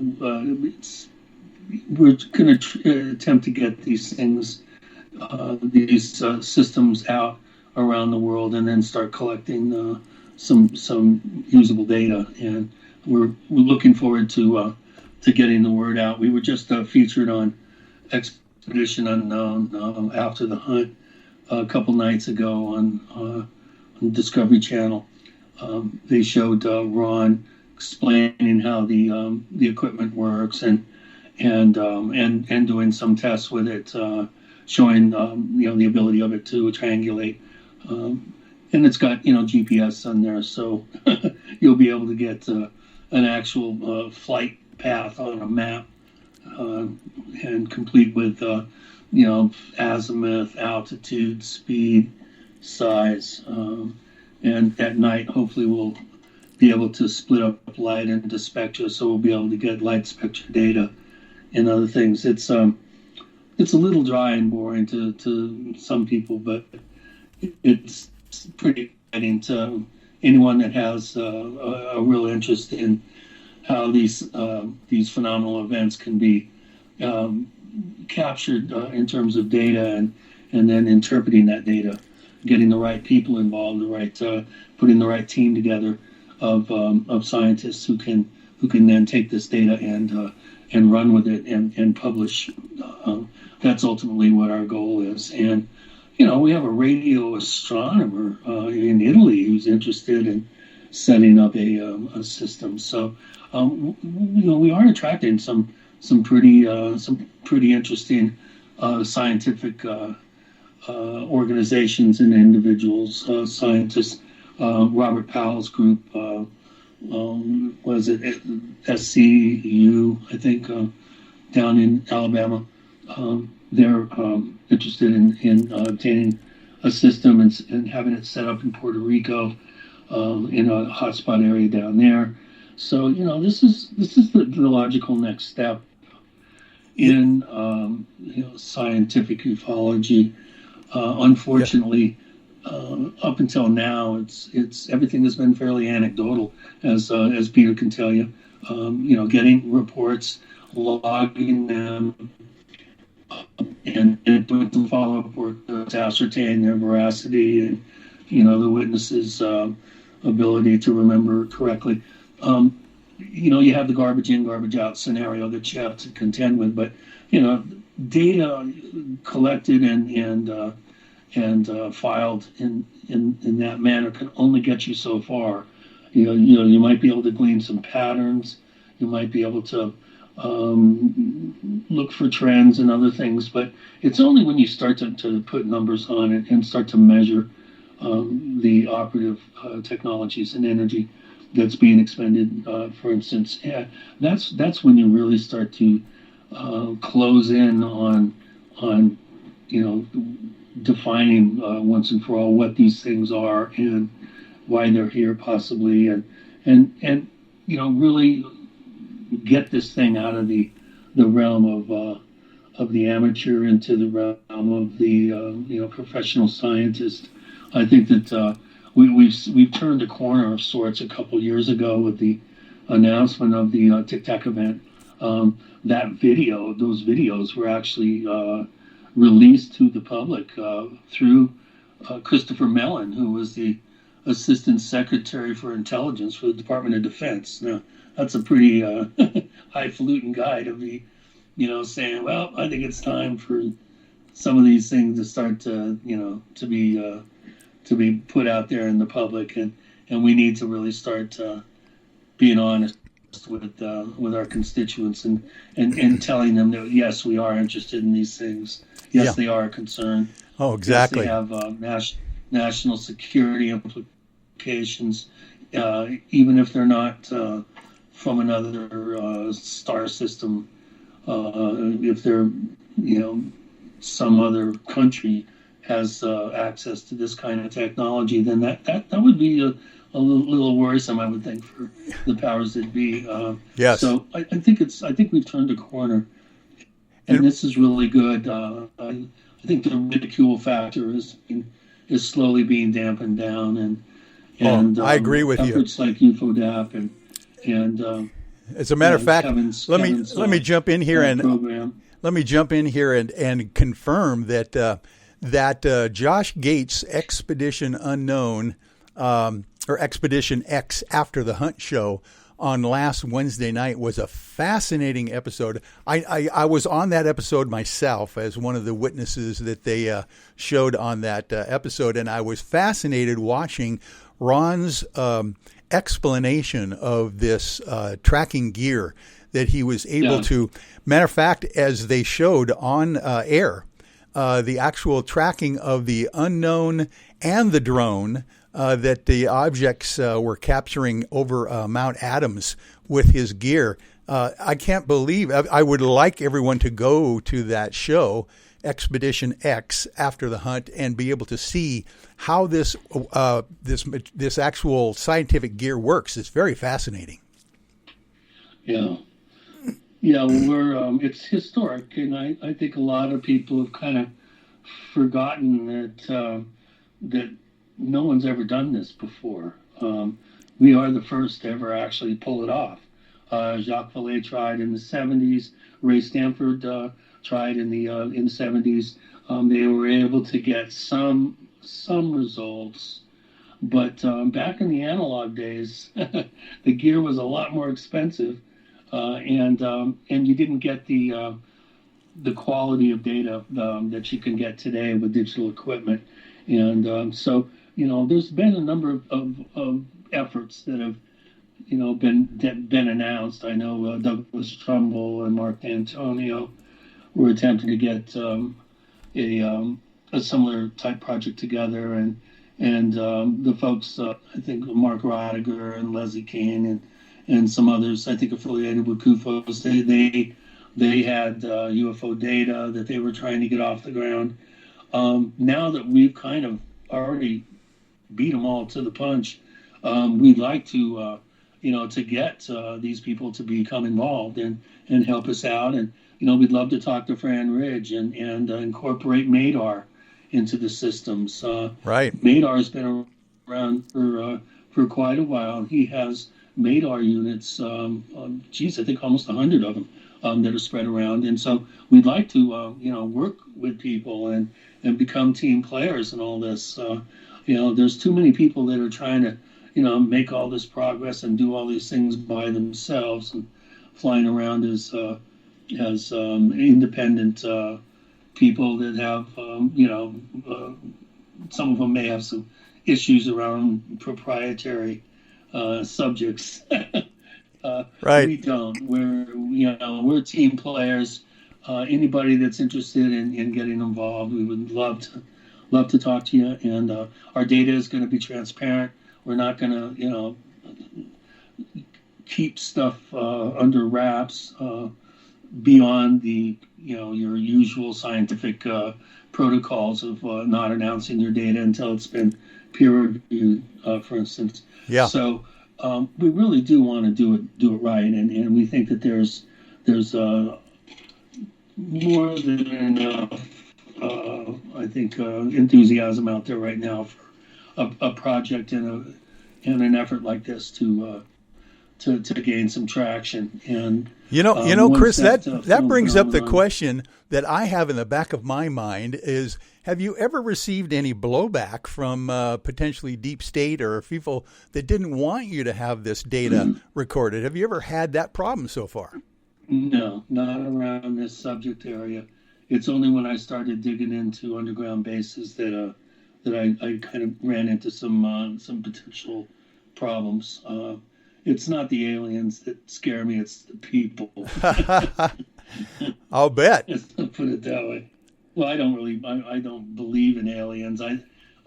People wonder, well, what do you think? What were those little creatures that you saw? Or, what do you think is flying around? And I'm convinced that they're more terrestrial than we are, and we're probably the aliens. Yeah, there you go. There's that theory that they've been here for a lot longer, potentially, than we have. Right. So, I'm not very popular when I say that. I'm not quite skeptical enough for the skeptics, and boy, I'm nowhere near true believerish enough for the true believers. So, I get it from both sides. Yeah. Well, that's good. It's always nice when you have that scientific bent of data gathering to be cautious, in your prognostications as well. And that's exactly what you do with the data that you're recovering out there. I can't wait to see some of these data gathering operations in the field and watch them as you put them on these various television shows. And I think coming out on the Josh Gates show on Wednesday was a very good way of doing it. That was the first time I've ever had a chance to see the unit itself. Yeah, well, the MSDAU, I'm not sure if that was on the. I didn't get a chance to see the segment. I can't get cable out here, but did they show the magnetometer, accelerometers, and the gravitometer? I think they did the box. They did the box, and then they had the domed camera in the studio where Josh was interviewing Ron about the actual camera itself, and that was fascinating. Yeah. These cameras, are 30 times optical zoom. They can, like I said, pan, tilt, zoom, and with these environmental enclosures, they're impervious to the weather. They have little heating units in there and little AC units.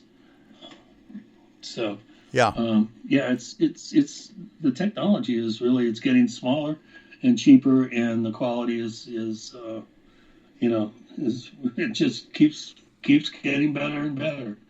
So that's all really good. Well, and it's going to be fascinating for us to be able to go to UFO.DAP.com to be able to get this data whenever it comes out, and also read about the background of this scientific credentials that these machines, these equipment have as well. Is there a little bit of information ahead of time for people to go there and kind of get up to speed how they work? Yeah, absolutely. There's a 20-minute video that Ron and I put together explaining exactly how the equipment all interfaces together and how the system works. There's a complete store with all the various different types of equipment that we're going to be making available, and then different ways to package them up depending on what your specific requirements are. Not all locations are created equal, so some locations don't need the super high-end cameras because they don't need to they don't have wide enough spaces, so you can get away with smaller cameras that have even better optics, really. I think the smallest camera we have has the best optics. It has a 90-degree field of view, and I think it's rated. The actual optics are rated higher than the larger, more expensive cameras. Just ironically enough. Yeah. So if you go there, I mean, there's a ton of information on there, and there's the maps of the San Luis Valley. There's a list of other locations that we'd eventually like to get gear set up at, and a ton of information on there for anyone who's interested in the next step in scientific ufology.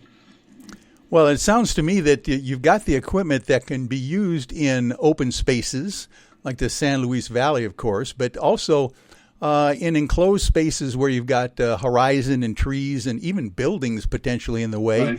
You can go straight up at 90 degrees, right? Yeah. And you can actually bring this site to a haunted site. Oh, very nice. So, yeah. Yeah. So there's a ton of different applications. You can use it to track migrating birds. There's quite a number of different applications. If you get a little creative, you can come up with all sorts of ways to actually utilize this gear. And we're open to suggestions, obviously. Well, here's a suggestion for you. We've only got 1 minute left, but is there anything you can do underwater with this kind of gear? No, that's got to be a whole different. Yeah, it's got to be a whole different set of gear. We don't. None of the stuff that we have is submersible. Yeah, well, it's fascinating because obviously one of the Tic Tac issues off the coast of San Diego was that there was a submarine with the Nimitz UFO or Nimitz carrier group that also was seeing something under the water as well. So we've got sonar that could corroborate what you're catching on your DAP gear as well. That's going to be fascinating when that UAPX expedition takes place this winter, I'm sure. Okay, well, we're going to come back. This is our last break here, and then we're going to go one more half hour with Chris O'Brien, and we're going to wrap this thing up here very shortly. But stay with us here at SOR Sunday. Hey, space travelers. This is John Resig, founder of the CHIVE and CHIVE Charities. If you know anything about our website, you know we like to do things a little differently. We're not some faceless organization collecting money for a nebulous cause. Our donor dollars go directly toward life-improving items. Then we give those items directly to an underdog who needs it most. To become a donor with Spaced Out Radio's official charity, CHIVE Charities, just go to chivecharities.org/donate. Are you an experiencer of something strange that can't be explained? Do you want help finding out what's going on? I'm Ryan Stacy, head of the Experiencer Support Association, otherwise known as TESA. We've teamed up with Spaced Out Radio to investigate cases filled out in the SOR Sightlines report. We are independent and there's no cost to what we do. All we need is your experience. Let's find out what's happening together on the SOR Sightlines report. We are scouring the world for the most intriguing stories of your day. Take the time to read up on the SOR Newswire, where our team, led by Captain Shirk, will deliver to you some of the best paranormal and supernatural news, along with some stories that will blow your mind from the weird to the wacky. It's the news outside the news that piques interest, and that's what we're looking to deliver to you. The SOR Newswire, only at spacedoutradio.com. Hi there, this is Dave Scott, and I'm bringing you the Woo every Monday through Friday on Spaced Out Radio. I'm going all out to bring you the strangest, oddest stories and subjects I could find for your entertainment. Why? Because when we hit peak Woo, I know I've done my job. So come tune us in at spacedoutradio.com, 9:06 Pacific, 12:06 a.m. Eastern, and together, my friends, we own the night.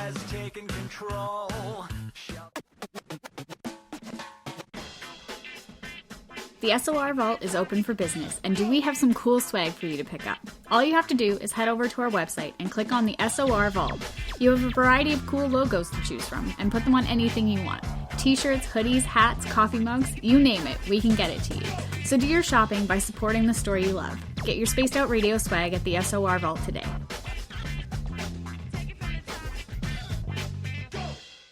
If you like it hot, real hot, then heat up your meals with Bumblefoot hot sauce. Get your Bumblefoot hot sauce today. The sauce, Bumblelicious, and the 4 million Scoville unit Bumble. We're going in hot, real hot, coming out even hotter. Keep the milk nearby. And tantalize your taste buds tonight. Bumblefoot hot sauce, available now at CHIVE.com. Hello, space travelers. It's me again, Carl. Don't forget to join the Space Travelers Club for just $5 a month and follow Spaced Out Radio on Twitter at Spaced Out Radio. Our Instagram, Dave Scott SOR. Our Facebook page is Spaced Out Radio Show. Our archives are free at youtube.com/Spaced Out Radio. Come woo it up with Spaced Out Radio today. Bye!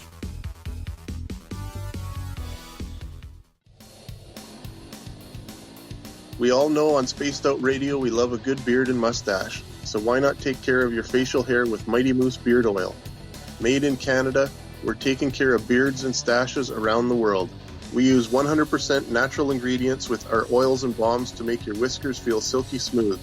Use promo code SOR2019 at MightyMooseBeard.com today.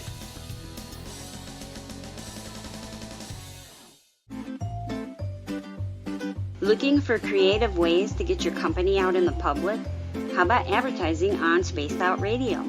Our sales department is waiting to hear from you, and we can work around any budget. From commercial spots to banners to special promotions, there are many opportunities to get your name and product out to our SOR listeners. For a price guide and more information, please contact us at sales@spacedoutradio.com. Get your horns up with me on Spaced Out Radio. This is Ron Bumblefoot THAL. Come tune in to SOR where you can hear me rock out with Little Brother Is Watching, the official theme song of Spaced Out Radio. And then come on over to bumblefoot.com where you can find out about my tour schedule, my music, and everything else. Bumblefoot.com keeps you up to date on what I'm doing and the best way to stay in touch with my music and music camps. Sign up for my newsletter at bumblefoot.com and remember, Little Brother Is Watching. Hi, this is Amber Beckrud, and I want to invite you to subscribe to our YouTube channel where we store all of the SOR show archives for free. And as an added bonus, every 2 weeks I'm posting brand new content on Cryptid Tales, where I will get into some of the spookier legends and folklore from around the world and tell the stories that go with them. Find us at youtube.com/Spaced Out Radio and check out Cryptid Tales today. Drop a comment and let me know what you want to hear. See you there. For the price of 1 cup of coffee a month, you can become an SOR Space Traveler. The Space Travelers Club is a place where you can interact with other listeners, either live during the show or on our great forum. We want your stories, pictures, comments, and ideas. You'll get live video streams, exclusive content, and be a part of our newsletter. Stay in touch with everything SOR. The Space Travelers Club is just $5 a month at spacedoutradio.com. Hey everyone, I'm John Edwards. And I'm Stacey Edwards. Together we're taking over Saturday nights on Spaced Out Radio, where we're going to bring our own experiences of the paranormal and talk to the best people we can find to help bring you answers to your strange tales. We're here to entertain your need for weekend woo! So tune us in at spacedoutradio.com starting at 9:06 Pacific, 12:06 a.m. Eastern, where we can all get a little spooky together. Spaced Out Saturday nights right here at spacedoutradio.com.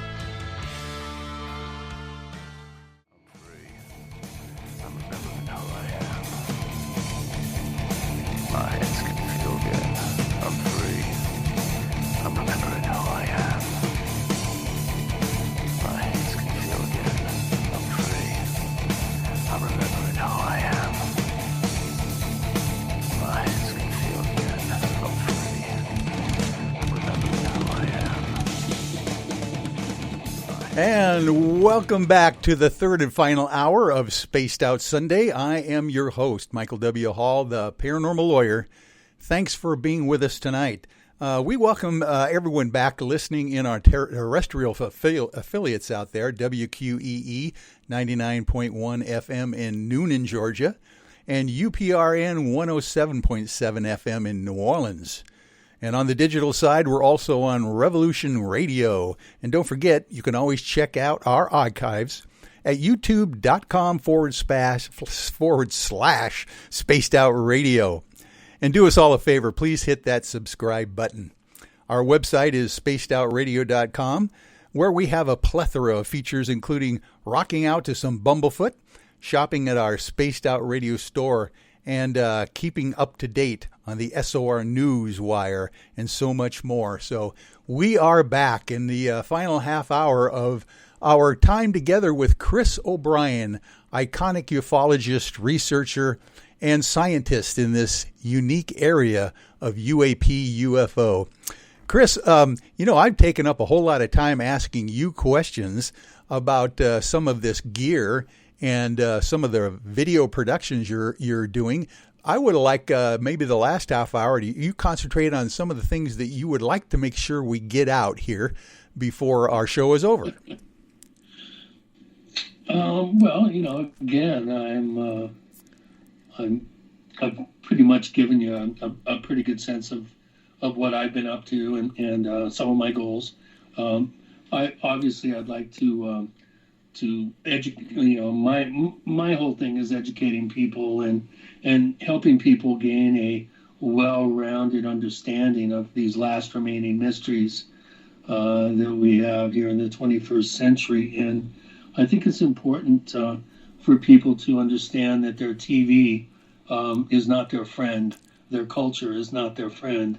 And we need to always keep in mind that we have a responsibility to ourselves and to our intellectual process to not just believe things because we're told them by a television set, by the internet, or whatever. I think people really have a responsibility to do their own research, become up to speed in these subject areas if you're interested in them, and don't accept stories at face value. Generally, if it seems to be too weird to be real, chances are it is. I've been battling against the hoaxers and the charlatans, especially in ufology, for the whole time I've been involved in this field, and I'm one of the few people that's willing to actually point fingers and name names at people that are basically liars, cheats, and shucksters who are attempting to create a narrative that is based in fear or is based in abdicating responsibility for our belief systems and giving our power away to a phenomenon that we really don't know what it is. And when I hear people and they contact me and say, "Oh, well, so and so said that there's a cosmic war going on right now over our heads, but it's cloaked so that we can't see it." Don't believe that stuff. Do your research. Really dig into these claims. Try to stick with websites that are, in books and authors who are beyond and above reproach. And if it's got a .edu, that's a good indication.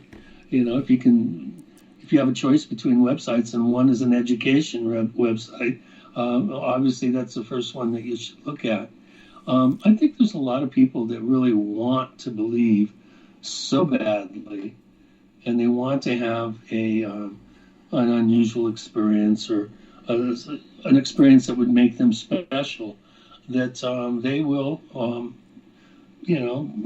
what's the term? I guess it'd be suspend their disbelief and buy into some of the most cockamamie scenarios that people try to concoct out there. Just if it's too fantastic to be true, chances are it is. So, pull it back in a little bit, folks, and don't believe everything that you read online, and don't believe everything that you hear on these shows and on the TV and whatnot. I think we owe it to ourselves to be discerning humans and to do the minimum amount of research that we need to do to determine the efficacy of something, or the legitimacy of a body of knowledge, or information and data and what have you. So if I have a message or a lesson to impart, that is, do your own research and really be discerning. Always assume a mundane explanation until you can prove it as an extraordinary event, or an extraordinary element.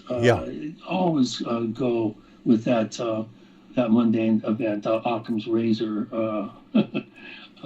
Generally the least complicated explanation is generally the one that is correct, and I think that's where everybody should start, and not buy into the sci-fi folks out there that are palming off their own stories and right. Well, that brings me to the point also. Right. That brings me to the point that let's get down to brass tacks here with the scientific evidence that you are creating.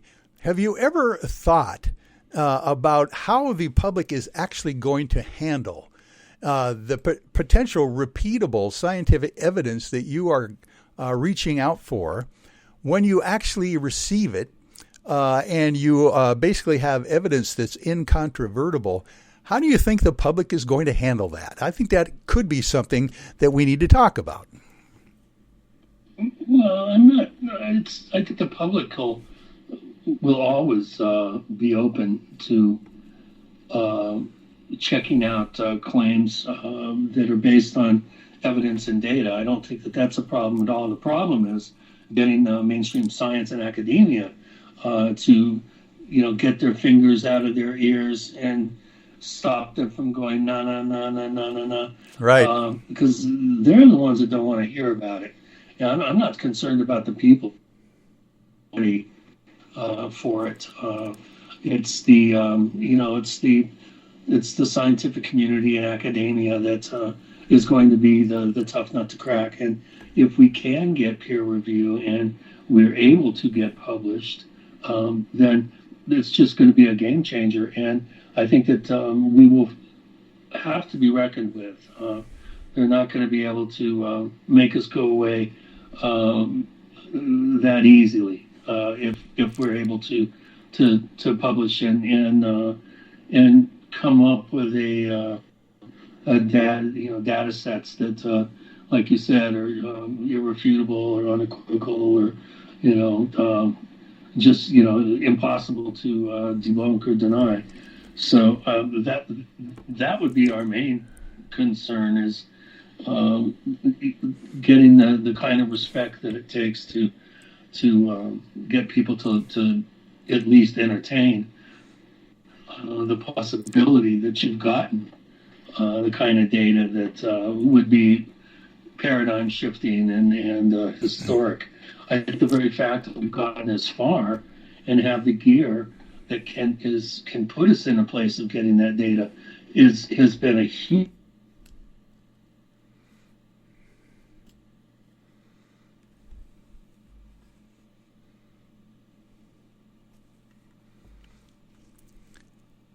Oh, there you are.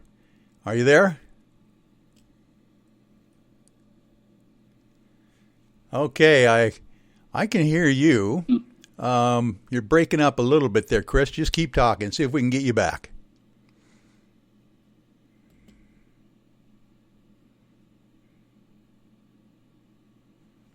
I'm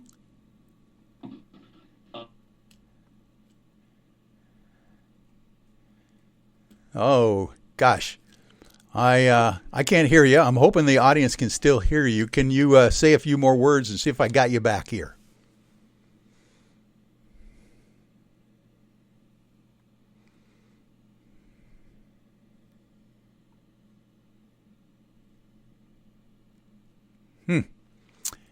I think we're losing. Is that better? Oh, there we go. You just popped back in. So good. Yeah, keep going. Well, like it's the real people will be getting the sign.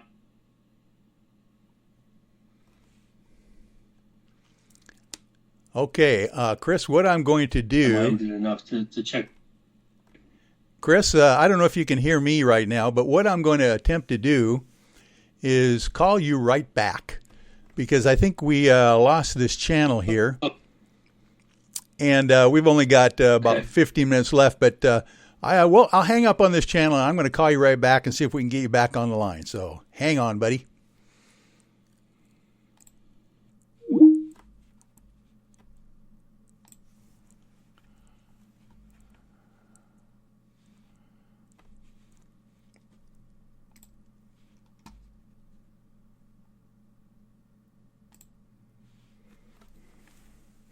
Okay, well, we are going to attempt to get back Chris O'Brien, and I think we can do this if we can get his... Yeah, there we go. Going to get his Skype thing back. Come on, kick in there.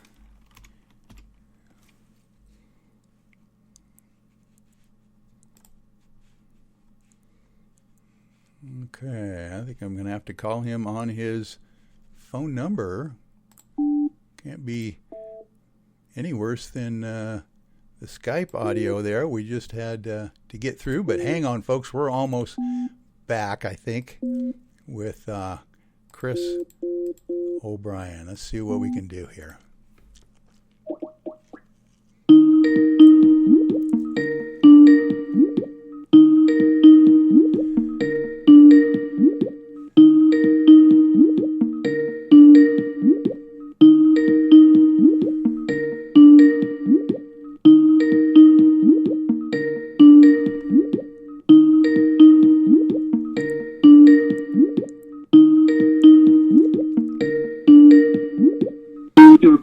Forwarded to it. Okay, well, let's go to see if we can get him back on his Skype name. There we go. We'll try that.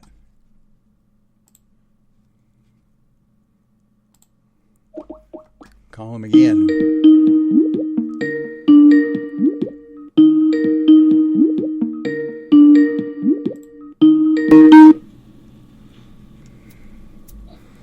Checking 1 2. Hey, Chris. This is Michael again. Yeah, can you hear me? I can. Can you hear me? We can hear you now. We're cutting out a little bit, but I think this might be a little bit better. We've only got a few more minutes to go anyway, so let's give this a shot. How about? Okay. All right. Gosh, yeah, but one of the clarifying questions that we're talking about at this point is there's a whole lot of folks in the scientific field that will need repeatable evidence, scientific evidence to get them over that paradigm shift that is coming down the road, I believe. But again, also there's the faith-based community out there. I think I used to be vice president of Puget Sound Christian College out here in the Seattle area for many years. And, I've always been that kind of guy that was asking the tough questions about the paranormal and supernatural in the scriptures. But there's a lot of folks out there that I think need to be prepared for a potential paradigm shift. How do you suppose we're going to get those folks up to speed? That's going to be rough. Yeah. That's one of the real stumbling blocks for this type of information to really go mainstream. Are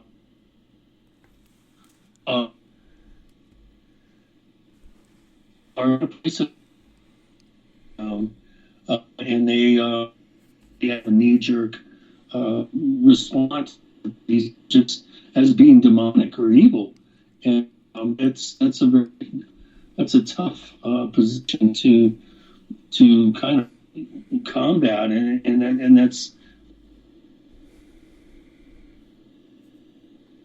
take.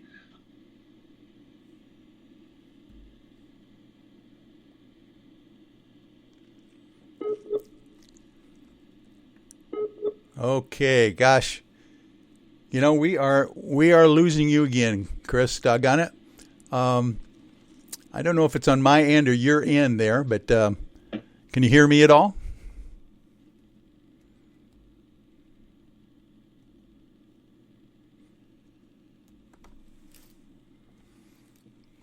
Okay.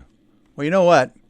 Chris, if you can hear me, I think what we're going to do is let you have a rest here. You've been on our show for 2.5 hours, and I really appreciate your opportunity to come on tonight on our flagship Spaced Out Sunday radio show here on the great SOR. So we're going to let you go, and I want to thank you, Chris O'Brien, for all the work that you're doing out there in the field of ufology and scientific data research in this field of gathering empirical evidence of what is going on above our skies, seemingly all around us, without any explanation. So we are almost getting there, I believe. And I want to thank you, Chris, for joining me tonight on SOR Radio. And we are going to take the last few minutes just to, first of all, what I'll do is cut off the channel there just to make sure that we don't get any further feedback. And gosh, that was fascinating, wasn't it? The idea that a gentleman by the name of Chris O'Brien and his scientist colleague Ron, have actually invented some gear that will literally be able to gather scientific data of UAP as it flies over our skies and be able to transmit that into repeatable scientific evidence that we can show the scientific community and basically kind of break this thing wide open. I mean, we've always had the abilities out there to gather empirical data and firsthand observational data from eyewitnesses and potentially experiencers. And of course, you know, in a court of law, even in a civil standard of proof, it's only beyond a reasonable doubt standard for convicting someone of a civil lawsuit, as opposed to the beyond a reasonable doubt standard for the criminal standard of proof. So I think that we are at the point now where we are going to gather, as Michio Kaku has said, the empirical data to show that it's now up to the government and probably the military to prove that these things are not unidentified extraterrestrial craft.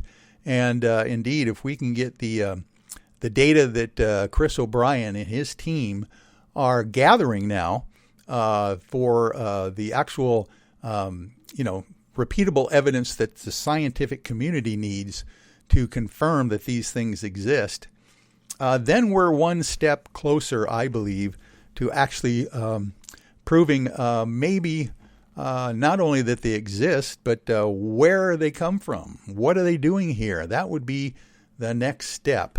Obviously, the New York Times article that came out December 16th of 2017, where the Pentagon, through the Department of Defense, confirmed that UAP definitely exists, and the military is chasing these things all over the place. And obviously, the gun camera footage was released at that point on the New York Times Above the Fold article on that day as well, to prove to the public that this thing is anomalous and flying above our skies. Then, of course, shortly thereafter, we had the Navy changing its protocols drastically and publicly, saying that all Navy personnel now can report these things without any fear of repercussion of doing so. Where in the past, I think most Navy pilots and personnel aboard ships and even in various land-based situations were reticent to actually bring these sightings to their superiors because of the repercussions on their career that came along with it. So that was quite an amazing turn of events. Right shortly after the Tic Tac USS Nimitz reports that were brought out after or during that article in the New York Times in 2017, where they released the gun camera footage of these Tic Tac shape UFOs. For anybody out there that's kind of hearing about this idea of a Tic Tac shaped UFO, let me just clarify that basically these were craft that seemed to have no propulsion systems, no wings, no way of basically propelling themselves, that literally were in the shape of a Tic Tac, breath mint, but about 40 feet long and rounded at the edges, at the ends. And of course, Commander Fravor, when he was sent up by Kevin Day, the chief petty officer who had been sighting these flights of Tic Tac UFOs for days before they were actually sighted on November 14th of 2004. Commander Fravor actually got his eyes on these things, and that was quite fascinating in itself.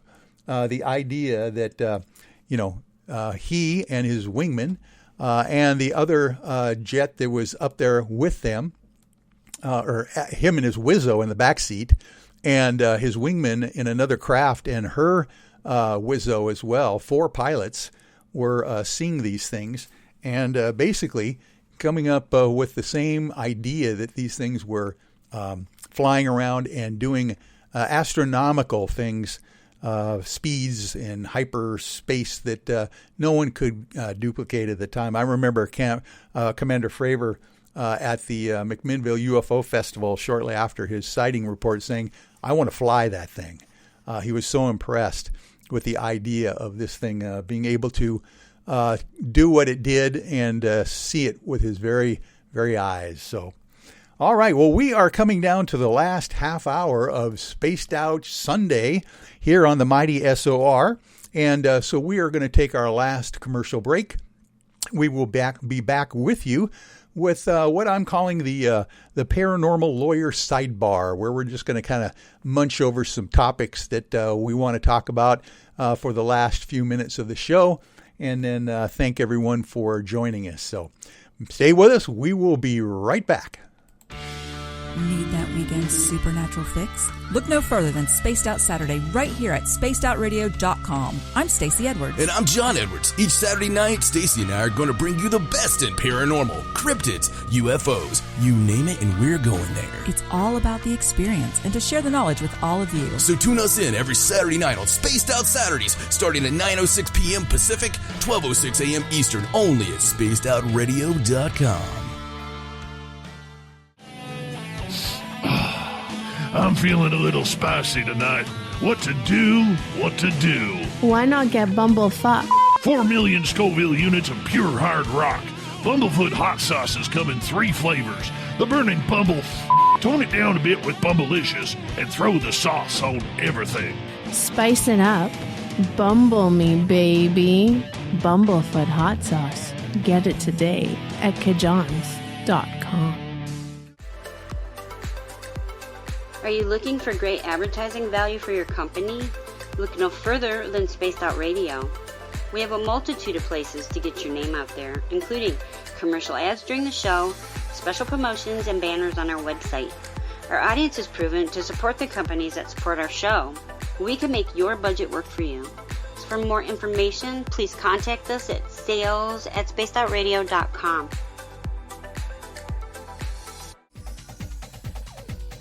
Hey everybody, the SOR Space Travelers is open. For just $5 a month, you can hang out with Dave and our crew privately in our members-only section. With your signing, you'll receive newsletters on what's going on with Spaced Out Radio. You'll have direct contact with the host during the show in our chat, live streaming videos, and a great forum for your posts and more. Become a space traveler now at spacedoutradio.com.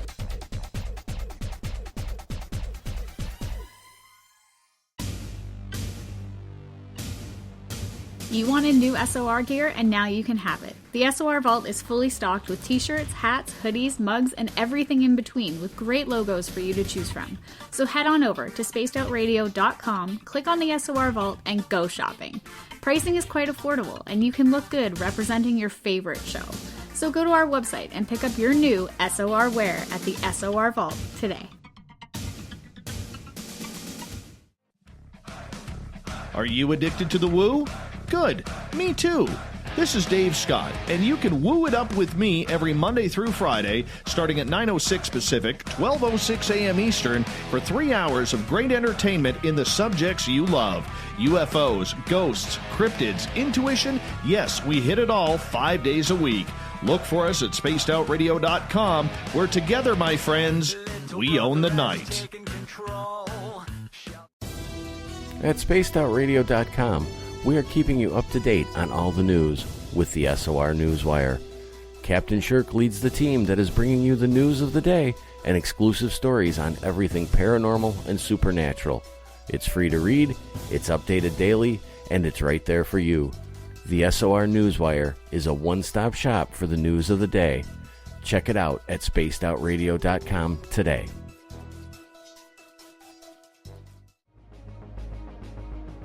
Hello everyone, this is Ryan Stacy from the Experiencer Support Association, otherwise known as THAL. We're glad to team up with Spaced Out Radio to help investigate your experiences on the SOR Sightlines Report. Together, we'll investigate the strange sightings and occurrences you've had.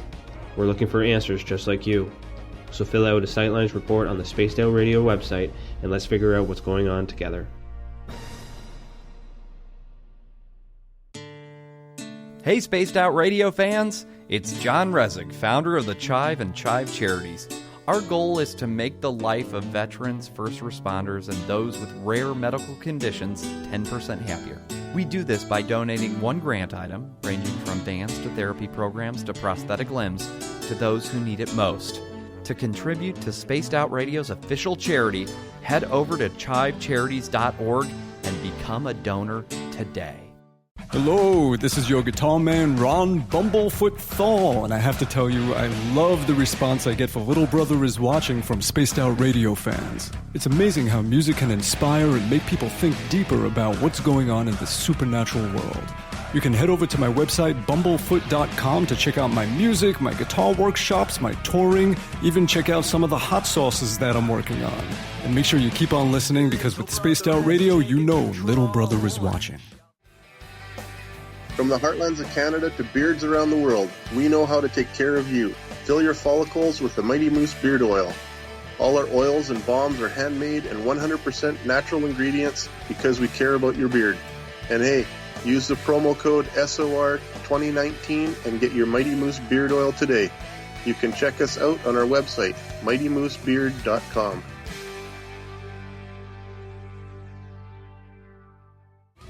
We're adding to the entertainment online for Spaced Out Radio. I'm Amber Beckrud, and I want to invite you to subscribe to our YouTube channel and check out Cryptid Tales, where I will take you on a journey into some of the strangest legends and lore from around the world, relaying the stories to you of the strange creatures and experiences that people have had throughout time. You can find Cryptid Tales at youtube.com/Spaced Out Radio, and while you're there, don't forget to check out our free archives and leave a comment. See you there.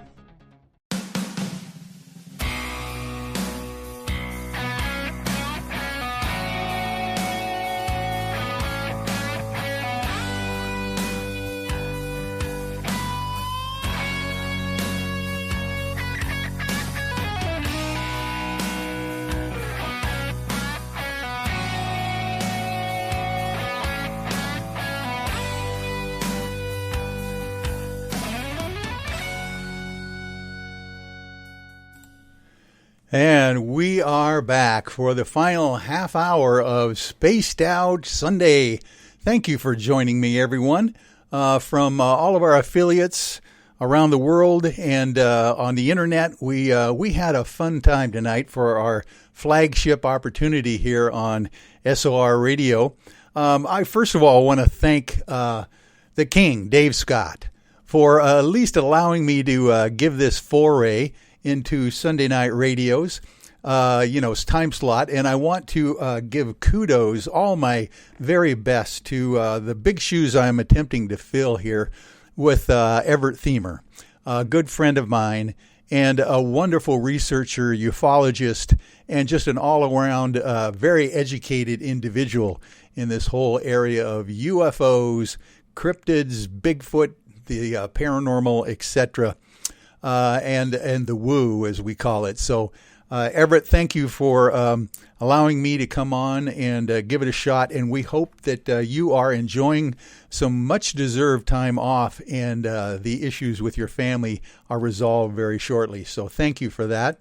And Dave Scott, I'll tell you what, is an icon in the field of ufology and the paranormal. And he is a combination of an international speaker and researcher with a quest for the truth, as well as having a quality of voice. This guy has the radio voice par excellence. He always reminds me of a young Art Bell, in the old days, with his iconic way that he can bring forth the fantastical, the paranormal, the supernatural, when it comes to ufology and what we should be learning about what's going on out there. So thank you, Dave, for this opportunity. Thank you, folks, for allowing me to come into your homes, on your tablets, on your phones, wherever you might be around the world in the various time zones. I know we have listeners and good friends in Australia. I want to shout out to them. We've got folks out there in the UK.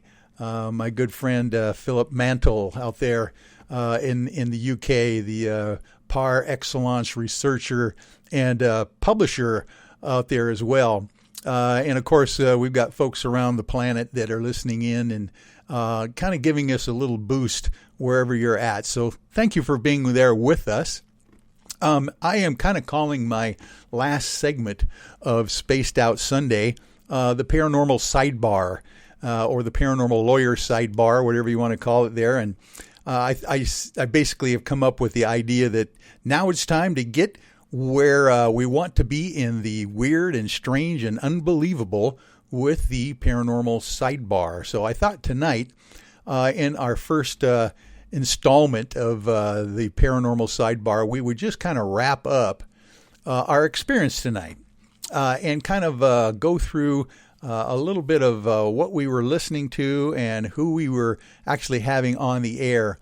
And of course, we started out with our good friend and my longtime client, Peter Davenport from the National UFO Reporting Center. It was a real pleasure for me to have or convince Peter to join me for my flagship opportunity here at SOR. It was fun for me to have Peter come on and along with Chris O'Brien, him and I co-hosted Peter for the first half hour of the show. If you didn't get a chance to hear it yet, it will definitely be up in our archives at SOR that you can check out for free. But the idea that we are going to attempt to have Peter come in on a regular basis at the beginning of our show on Sunday evenings, 9 p.m. Pacific Standard Time. You're going to have to calculate that for wherever you are around the world. And coming up with some of the hot off the press sighting reports of UFOs, UAP, that are happening around the world. You can't find a better data analyst and researcher than Peter Davenport, who's been doing this for decades upon decades, with very little remuneration, by the way.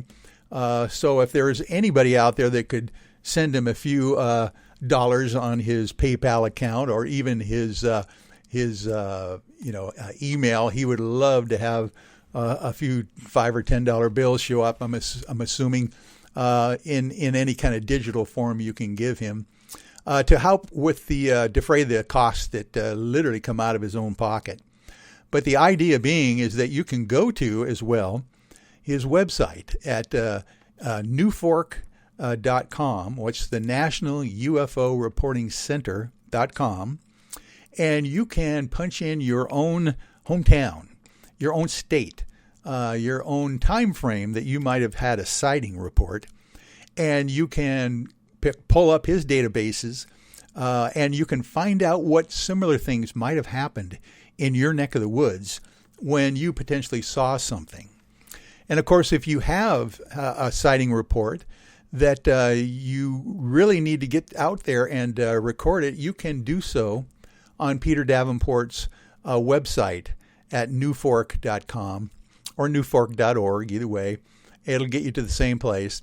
And there is an online reporting form that all you got to do is take a few minutes and fill it out, get some of that detailed information that Peter would ask you in person if he actually answered the phone call, which he normally does in some respects when you call. But to save him a little time, obviously it would be fun for you to get there ahead of time, write out your sighting report in detail. You can even submit some drawings, photographs, obviously, if you've got them, to his website as well. And Peter's site is basically just like Chris O'Brien's site, where you can go there and make a report, and you can be rest assured that it's going to be shared with the public.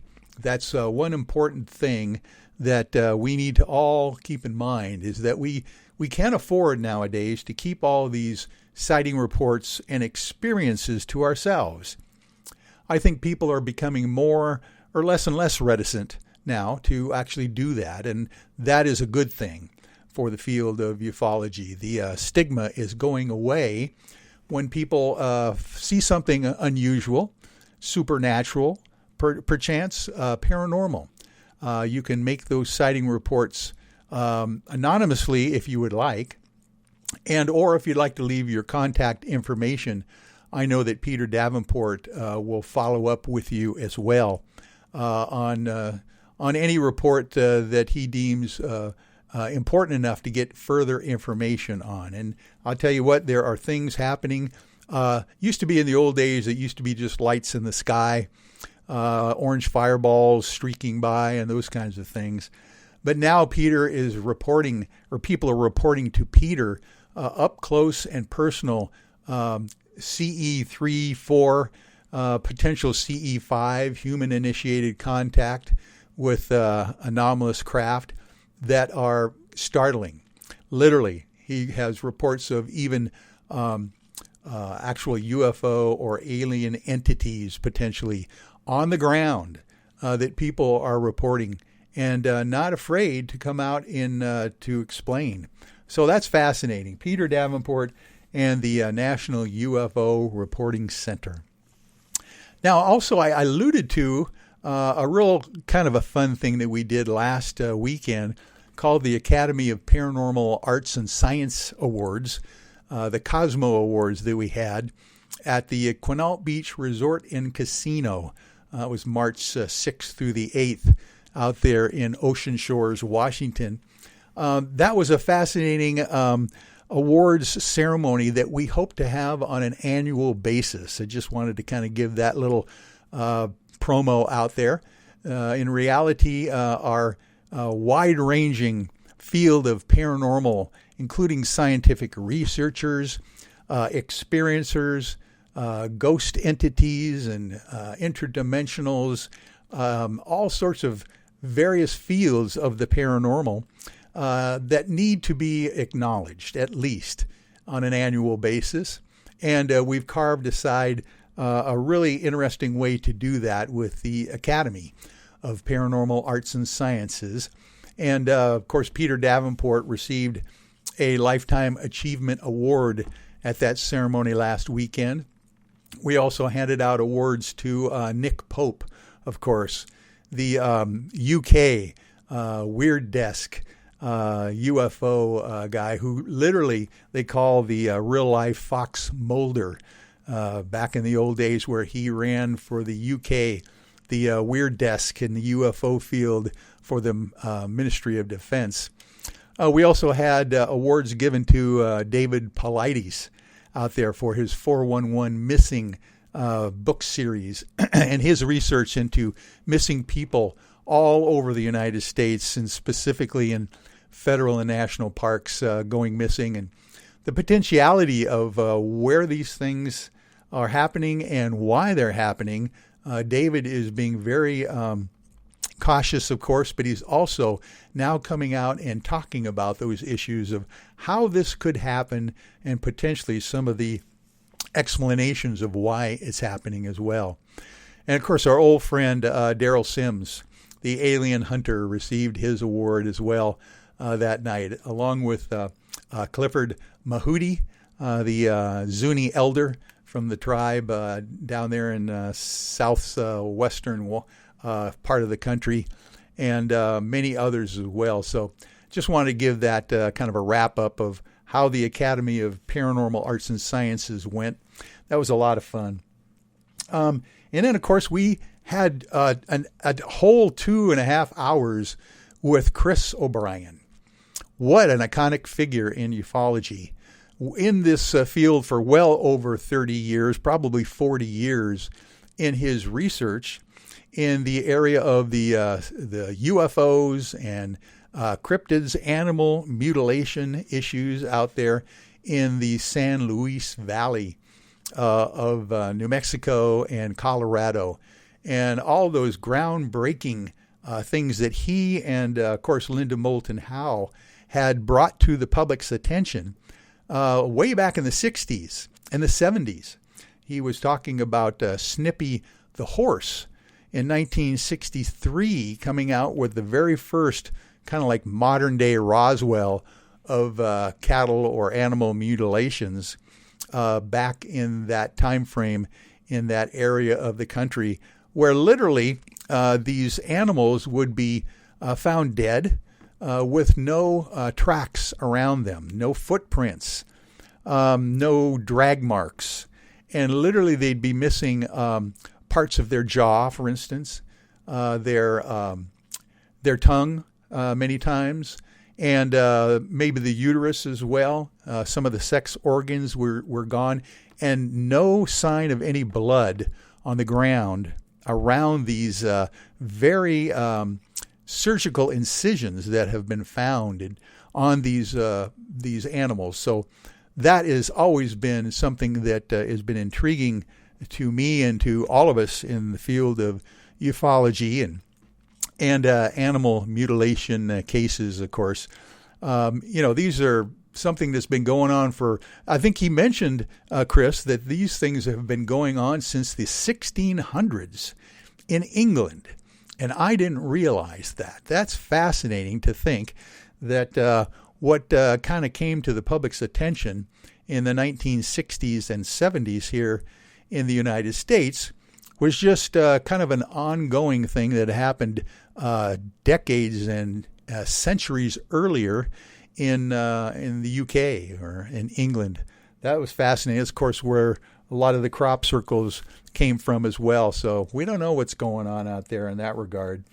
We had an opportunity to talk a little bit about the coming potential paradigm shift that Chris O'Brien is potentially helping bring about with his scientific gear and evidence gathering with his scientist friend Ron, and the equipment that they are now bringing to bear on the idea that we can record anomalous aerial objects and actually get the empirical data about azimuth, GPS coordinates, electromagnetic effects that maybe happen when these things go by as well. So we also were talking about what happens now at one point when either disclosure happens or the weight of the scientific evidence lends everyone to believe that this is not something that can be put away as something anomalous any longer. At one point, we are going to get to that issue with the mainstream public being red-pilled and the idea that they're going to have to wake up at one point one day and very similar to the idea of the coronavirus happening right now, where our world is totally different, almost overnight, with an outside information that we have now received that kind of changes things immediately. Can you imagine what this will be doing to the potential faith-based communities in our local churches around the country, around the world, literally, where the local pastors at our church, when we can get back together, of course, after this virus thing settles down, how they are going to handle the idea of the fact that potentially life exists on other worlds other than our own. And they might be visiting us on a regular basis, and we can now prove that potentially, coming up with this scientific evidence that the Navy, the military, and the Air Force have been confirming as well. I think that is very important to think about. The idea being that if we lose the faith-based fabric of our communities out there because of some kind of perceived irrelevance for the faith-based community after some kind of disclosure has been made, I think that's going to be a very grave thing to have happen to our world. Let's face it.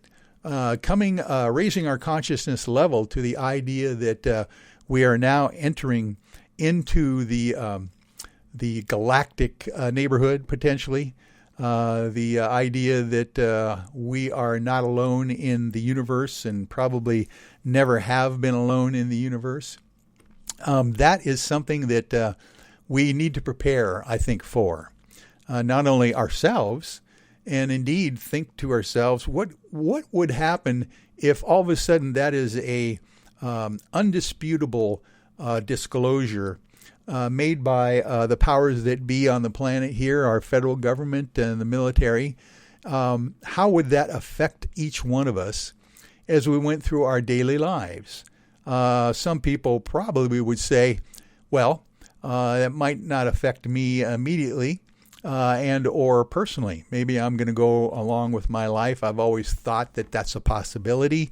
And unless it actually affects me personally in some drastic way, most people, I think, would say they're going to go on with their lives as normal on the planet.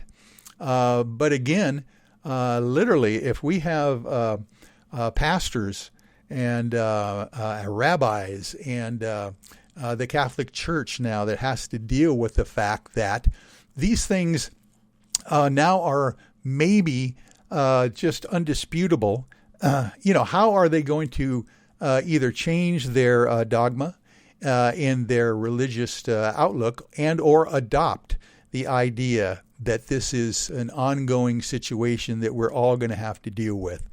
I always thought that was a fascinating subject that we are going to have to potentially deal with very shortly.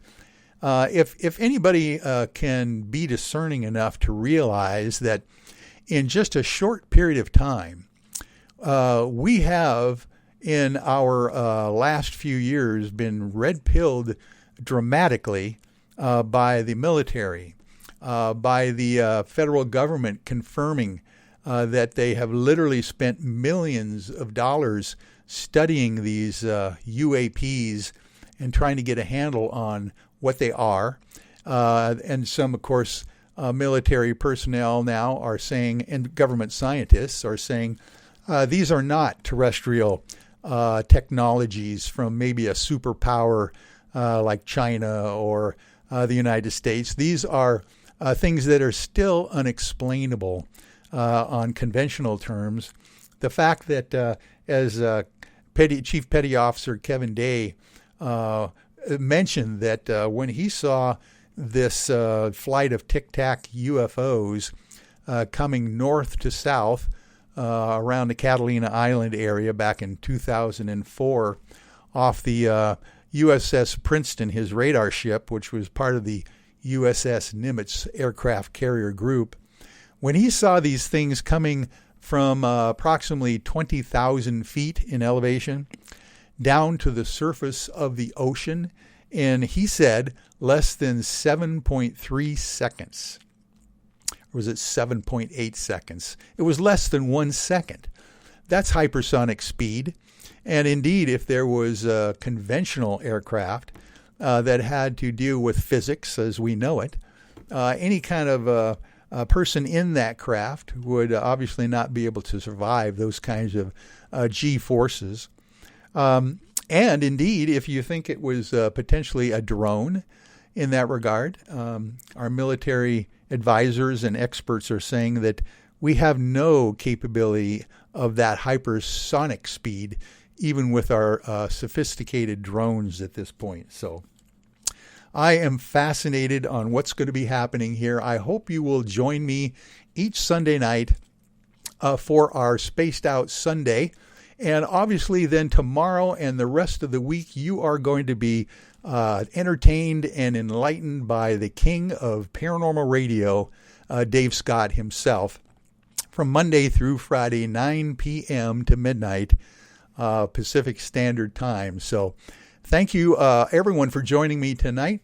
We are going to get out of here and start playing some extra music, and then I'll kind of sign off towards the end. So thank you again for joining me, and we will see you next Sunday night. Michael W. Hall, the paranormal lawyer, on Spaced Out Sunday.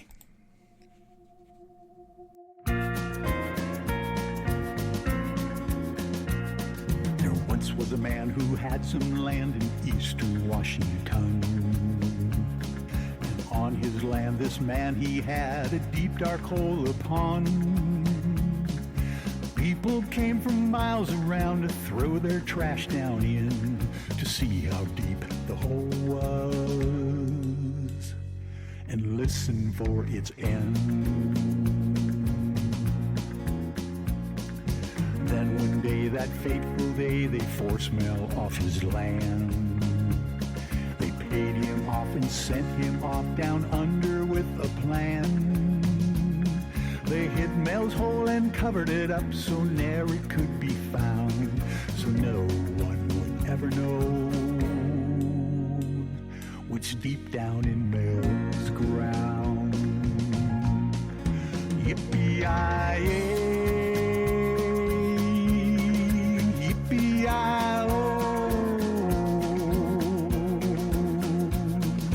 There's no bottom to Mel's hole. So if you chance to find yourself in eastern Washington and hear the legend of Mel's Hole, be wary, my dear one. Don't ride alone at night on that Mustache Ridge, but listen carefully to the moaning deep within. Yippee-yi-yay, yippee-yi-oh, ghost riders,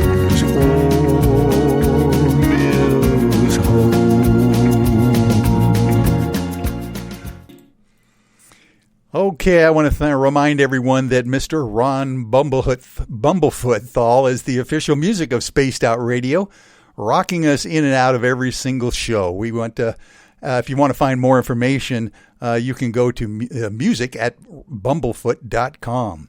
And a special thanks to everyone listening at home tonight, in your cars, at work, and in the chat rooms around the world, and wherever you might be. Remember, this show is currently copyrighted by Spaced Out Radio and SOR Media Ventures Limited. Thanks for sharing your evening with us tonight. And because together, my friends, we do own the night. Good night, everyone. We will talk to you next Sunday. This is Michael Hall and the Paranormal Lawyer saying good night.